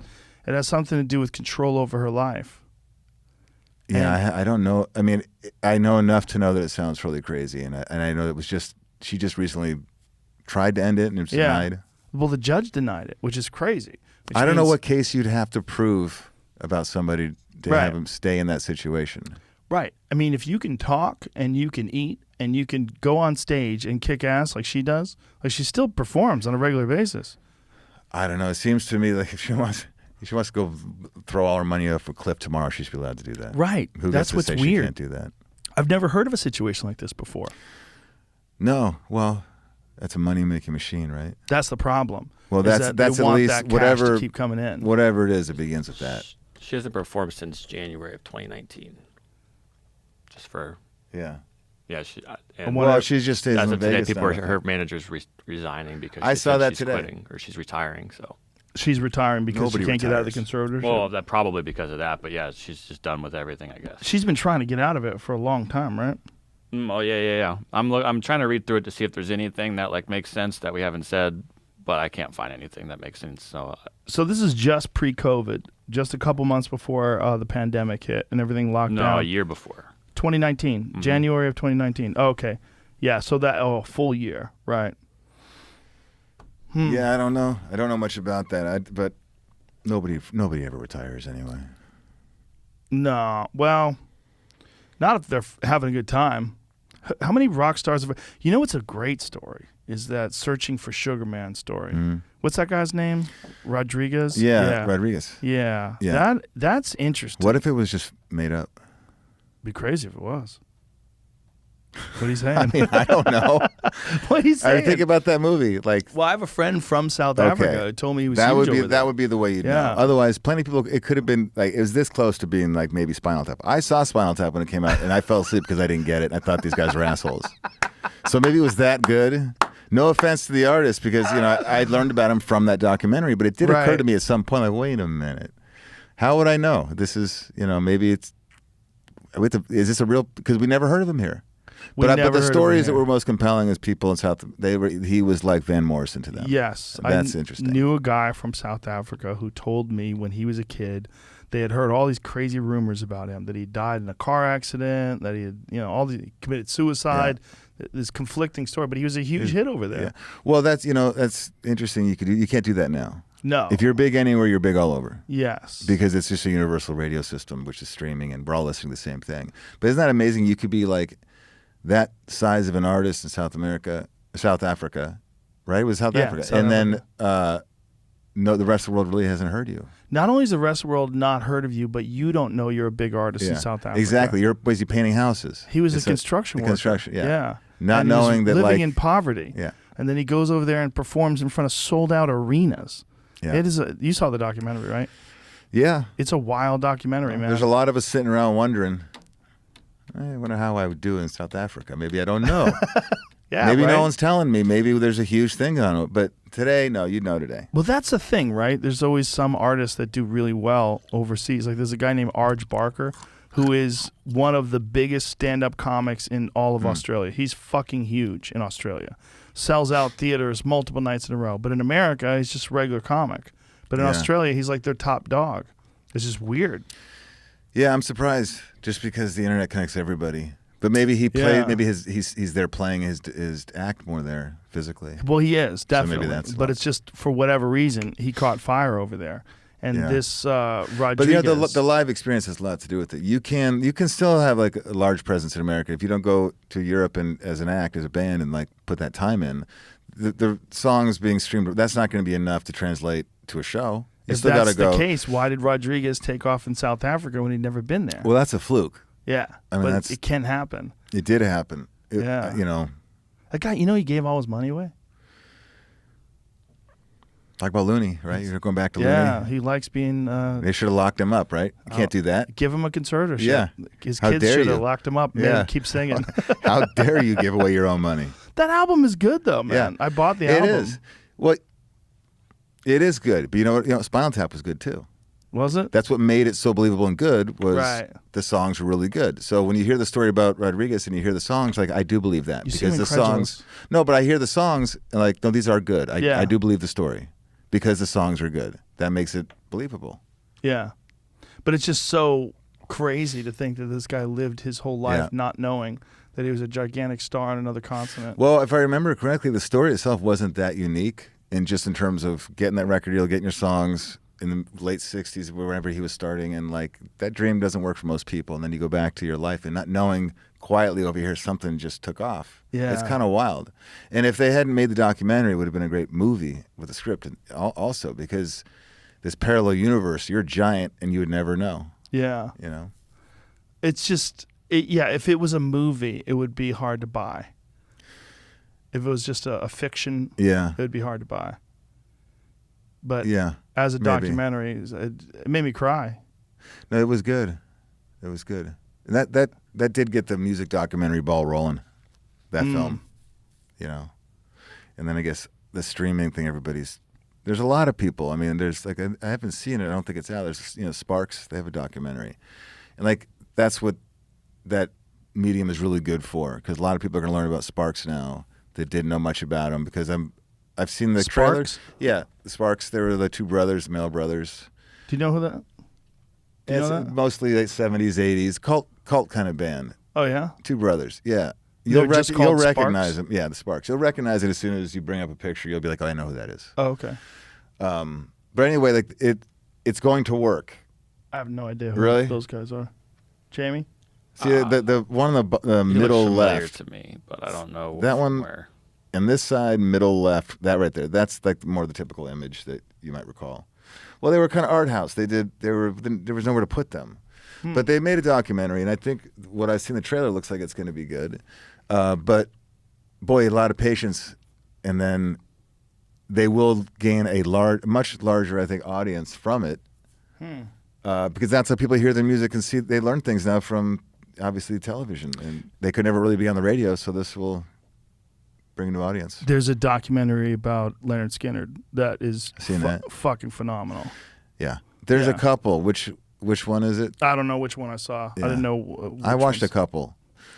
I forget which channel it is. There's one of those streaming channels that has tons of documentaries and they're just not good. Oh, was it that? Because you got to get the rights to the music. You got to get like Right. real interviews. And if it's just, they have bands who will just kind of sound like Skinner playing in the background. Like that doesn't work. no. Oh, they do that all the time. Oh, It's expensive to get. because they don't have the rights to the music. That's terrible. Yeah. And they get like the brother of a, guitar tech. He's in it. Like it's not really. Oh no. But the one you're talking about, no, that's their history is amazing. It's incredible. I mean, what about the album cover there itself? it is. If I leave here tomorrow, Yeah. it's fucking phenomenal. Yeah. That's the one from 2018. It's so good. It's so good. It's like they're the greatest fucking thing that ever came out of Florida by a long shot. Tom Petty. That's true too. Damn it. That's right. I forgot. Actually, Tom Petty both- came from both- fucking Florida. Both from Gainesville. Really? I used to live there. Lived in Gainesville for a little I bit. gotta teach you about your hometown heroes. Well, I was only there for 3 years. Yeah. That's crazy. Yeah, that band, Leonard Skinner, to this day, they still have some songs where you just go, oh, I forgot about Curtis Blow. Curtis Lowe, that song, Sing Me a Song, Curtis Lowe. That's people forget about that song. Yeah. It's Well, they a had great their ballad. staples. Yeah. But yeah. Well, their history is amazing. What's it? I'm facing from Blackfoot, the guitar player who's back in the group right now. Can we bring that up real quick? Blackfoot, that band. He's one of the original. He was like, there's nobody left in the group. I think they retired. Maybe they're coming back. Yeah, Ricky Medlock. He was like the original. Do you know the story? It was probably in that film. He was the original Yes. guitar player. Then he comes back, Yeah, he left, and then after the plane crash. but he's not a part of the lineup that made those records that people are Right. aware of. But yeah, I mean, if you look at this, just only Gary Rosington left. I mean, from the original lineup, we should say. well, some Ed guys King died recently. survived the plane crash, right? Yeah, I think it was. It was 4 people who died. Ed King just passed. He wrote, I believe, "Sweet Home Alabama." That was his riff. Ed King. really? He was only in it for a minute. They didn't get along. Oh, really? Yeah, it's a long historied band. Like that documentary was good. Just learning. By the time that band was really popular, people had already come and gone. It had already evolved from different members. That's got to be one of the hardest things about a band is getting all the personalities to sync up and get along with each other while you're touring, while you're making albums, while you're putting music together. That's not easy. I mean, and your chances of really sustaining that for very long are not very good. Because generally bands are put together when you're kids. It's kind of a young person's dream, being a rock band at 21. But Yeah. you don't really have any experience and you don't have any needs yet other than, rent or something. So to be together by the time you guys are now 41 or 42, 20 years later, like that's not really a normal, arc. It's No. hard. It's hard. And the things that bind you when you're starting, like you don't even know who you are yet. Music is really, that's what's binding you right now. But Right. over the next couple of years, you're just going to start going you can't help it. You know, and people are going to, so it usually doesn't work. The best ones, they can, that's why people don't start great groups in their 40s or 30s. No Because one does? what great group really, you can do side projects, but not the all for one for all thing in your 30s because you all know too much now. You know that this model's not going to really work. Right. But And when you you're might young, have kids and you might have wives. And yeah, and it's naturally looking out for your own self a little bit more. But when you're Yeah. starting out, the music is the most important thing to you, and but reality hasn't really shaped anybody yet. in that way, it's very similar to comedy that when you're starting out, all you want to do is just go out there and do it. And you just want to make it. You want to somehow or another make a living. Mm-hmm. You want to somehow or another be able to figure out how to, this is my job. I tell jokes or I sing songs. How can I do this? Is this possible? Yeah. It seems impossible. And your overhead's very low. Yeah. Or actually, you don't need much, right? You don't need much. And you're Yeah. you're running, and it's very similar to how bands start. But then How many change. guys from your early days are you with today? None. 0. Yeah. Wow. Good for you. Well, somebody I had the same conversation a couple of years ago with a producer who just, I was making I've made solo records also, and he asked, I think I had to go do shows with my band, and he was like, "You still have the band?" And I said, "Yeah, I do in the summertime. We do go and do some shows." And he kind of was stumped. He goes, "Bands are for kids." He didn't mean for kids to come to the show. He meant being in a band. You still want to be in a band? You didn't grow out of that yet? Because it really is for kids. It's a sustained like immaturity level that just like travels across the country and has 2 hours a night that they get, a lot of affection, and it's not really a normal course of life, really. So it hits a wall at some point. Yeah. But sometimes when artists are in a band and then they leave to do a solo project, it's just never the same. They're not the same thing without the band. No, mine was never that kind of band. There are bands like what you're talking about. Nobody wants to see The Edge leave U2. It just won't be U2 without him. Right. Okay, but you did put up with a couple of changes in the Rolling Stones. Mm-hmm. Brian Jones died, or he was fired, and then Mick Taylor came in, and now you got Ron Wood. I mean, some bands, if we do it like a little bit at a time, it's like, don't steal all the money at once. Just kind of take $1 at a time. No one's going to notice. Right. That might work. But those groups, they're far and few between. The ones that really matter, you take one person out, it doesn't work. There's not that many really. Really, like you can do it. It's not that hard to do. And then you have some, like you mentioned, Led Zeppelin. Like they refuse to ever go on without John Bonham, understanding that there is no Led Zeppelin without him.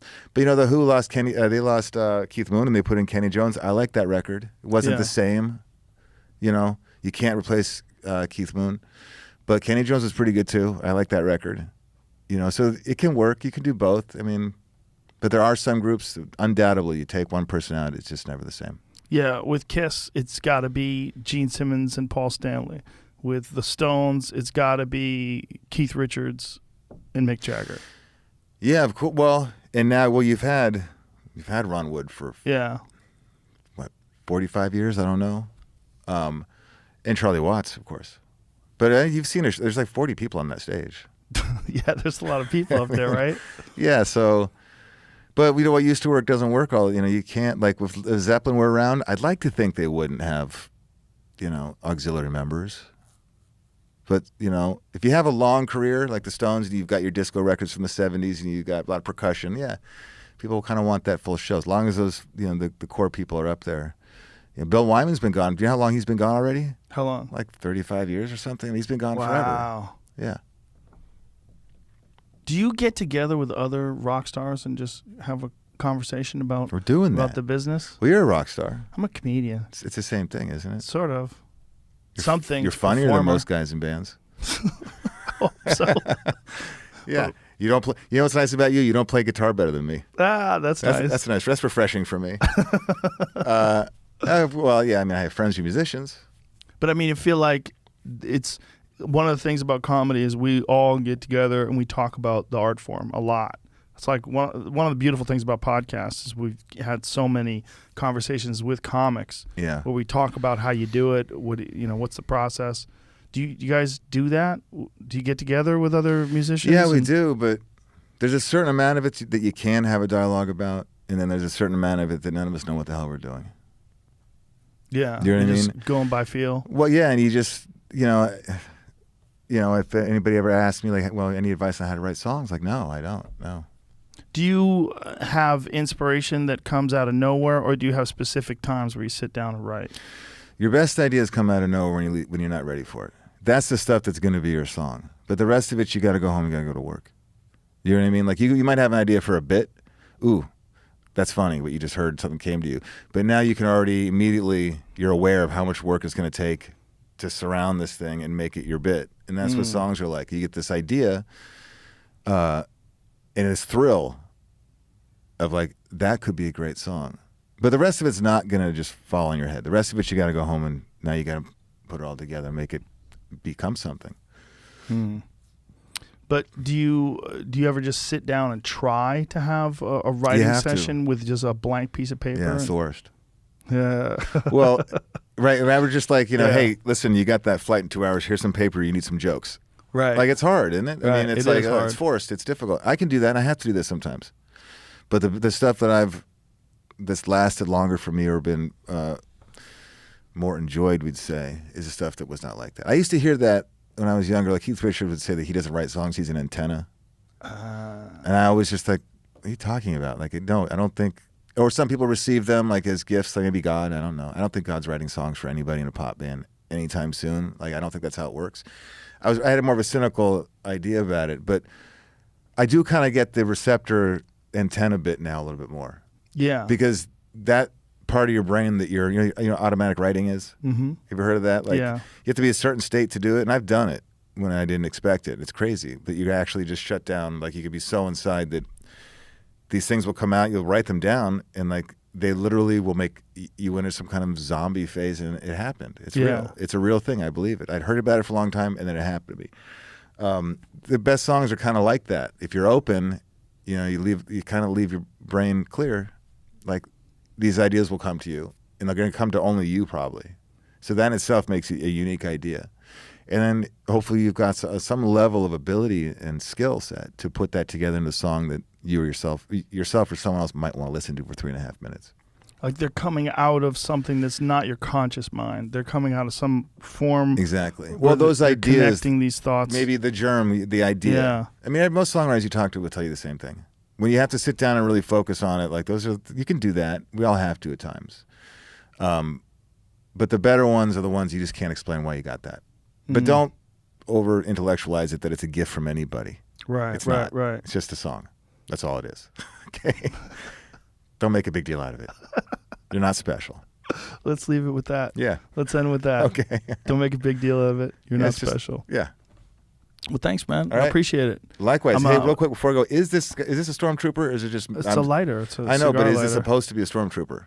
It could be. Has no one else mentioned that before? No, but I've thought it does definitely stormtrooper-esque. Okay. I think that new Lamborghini, is it Lamborghini that has the SUV? Yes. That looks like a stormtrooper too. It does a little bit. Yeah. If you get a white and black one. That's what I'm talking about. That's what I'm talking. Yeah. Do you drive anything crazy like that? No.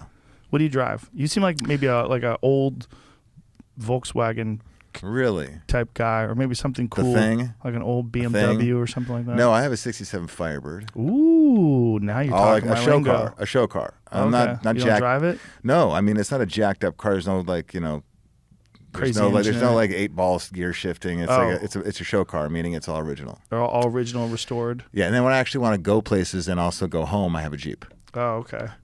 It's vintage cars. Yeah, because You when know. you were talking about Lamborghinis, I'm like, there's no way Jakob Dylan drives a fucking Lamborghini.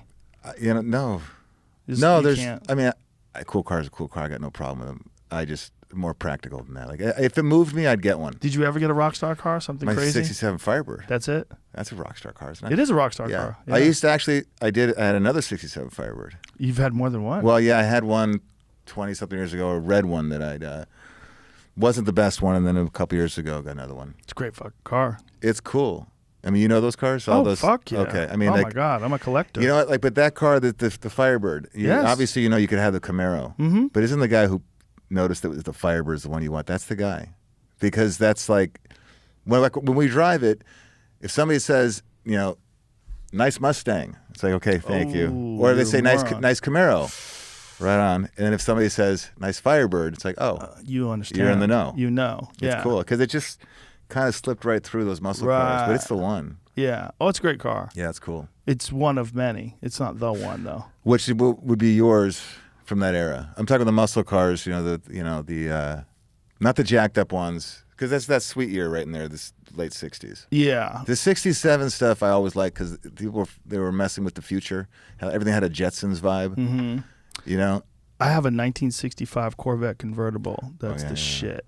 I like those. I like the early '70s ones too. Those are great. That's a Yeah. great shape. It was Yeah. like 68, I think they changed over to the third body shape. Maybe those it might have are- been 67. You know what's the one I really like? And I wish they made a convertible. Some people have chopped them, but they don't. I wouldn't do that. Is the Riviera, like the Oh, '65? yeah. Oh, yeah. I mean, that's a beautiful car. That's a beautiful car. And they did not make a convertible. No. Well, if they did, it would be so floppy anyway. It wouldn't have any Yeah, I mean, if rigidity. you look them up, you'll see one, you'll think they did, but those are modded. Somebody cut the top off. Yeah, that era of cars was in a lot of ways like that era of music. Yeah. It was beautiful and wild and so different than anything that came before it. Yeah, and I did not know is John DeLorean had a lot to do. They already designed the Firebird. Did he really? Yeah. DeLorean did. Wow. Yeah, you could look that up. The coolest car is what he designed. I forget what it was called, late '60s, and it didn't take off. They did make like maybe 6 of them, and it looks exactly like a Firebird and a Corvette combined. What's it called? Can we look that up? Because I want you to see that. That's if you look up DeLorean, like his first. It's like late '60s. Let's see what we can get on that. You should see this car. I mean, it looks like a fake car because it's just like, how come I never saw that before? And why didn't they make that? But then there was, well, this had nothing to do with his ultimate demise, John DeLorean. But if we could find that car, you seen anything? I was looking through an article. I thought was going to have it. It didn't. How would you look that up? John DeLorean 60s. I mean, there's the Firebird, but No, that's. There's the Firebird. Oh, look, bottom there's- right. What's that? this thing? What's that? Oh, what is that? That's oh, it? That's not it. What is High that? output? What the fuck is Pontiac that thing? Farrago? That looks weird. 69 Pontiac Farrago. Oh, it's right there. The Banshee. 64 Banshee. Look at that. Whoa. That's not a Corvette? No. 64 Pontiac Banshee. Isn't that cool? Oh, so it's a concept car. Yeah, I don't think the no, but there Wow. are like. God, that's so pretty. Isn't that cool? That's beautiful. It actually looks like a Firebird in a Corvette. Is it a metal Corvette looking? I mean, it's a metal shape. It's not fiberglass, right? I don't know though. God, Look, it's so a- similar to Look, the it's Corvette. real. There it It's kind is. of a ripoff. Isn't that cool? Yeah, it's pretty sweet. Look at how it opens up. And it has kind of like Firebird-esque rear. What is it looking like from the rear? The tail lights. Yeah, Yeah. if you can see those are like the Firebird. Right there. Oh, Yeah. wow. That's fucking beautiful. Wild that they never made that. Yeah, Joe, when you make some money, you should try to track one down. No. There are a handful. Get the Firebird. Yeah, though. but those are. I don't like old cars with old brakes and old engines. Oh no. I like Yeah, I'm with you on that. Resto-mods. You want like a '54 like pickup truck with a laptop under the hood. I want something where there's brakes that work and a suspension that turns and a No, I'm with you on that. Look at this. Look at the back of a Firebird. beautiful. Yeah. Beautiful. No, I'm with cars. you on that. There's certain things about we got better at some things. Yeah. Our brakes got better. Yes. You Yes. know? They're still tricky to drive because they're not really designed for it. But there's some companies now that take old cars like that and they do a different chassis. Yeah. So they'll put on like a different frame and a different Not that modern into it. suspension. I mean, I get it, but I'm like something cool about driving an original one. is something it's cool a pain in about the it. ass to maintain at times. Yeah. That's for sure. $750,000. Woo! Wow. Which it was was whacked whacked to to save save. Corvette. Oh, what does that mean? It's a Corvette killer. But they Oh, probably they killed got it okay. because There's a Chevrolet. threat, yeah. Yeah. Threatened Chevrolet with performance potential. Yeah, I mean, it looks a little bit too much like a Corvette, too, Yeah. quite honestly. Let's not get one. Let's not. Jacob, thank you very much for being here, man. I really enjoyed Likewise. it. I really appreciate it. And your new album is out. It is July. What's this Friday? Is this Friday? Okay. So is that the 8th or the 9th? Yes. Today's the 6th. We're recording this Yeah, on and the I 6th. should say that we are. I'm not going to be getting on the bus doing the full summer touring, but we are out there playing in You have a August. list, though. You do have a list. Yeah, I'm You not wanna- going to sit here to read this. They wanted me, How but many- They wanted you to? well, I can look. I mean, can you even read that? No. Yeah, I mean, look. Can you even read that? I can't without glasses. I don't know if I could with glasses. Anyway, we are going to be. We're going to be playing. The record's out this Friday. There it is. There you go. Jamie's found it. Oh, I don't have to read all that. Okay, so you're in Huntington, New York, Lexington, Massachusetts, East Greenwich, Rhode Island, Alexandria, Virginia, Brooklyn, New York, a lot of places. Is there a website? Yeah. It wasn't on it, one that I could find, but yeah. How'd you find this? I got sent that the, in an email. the email. Yeah. Okay. Yeah, we got a street team. Street team will holler at you, folks. Thank you. All right, buddy. Thanks, brother. Thank Appreciate you. it. Bye, everybody.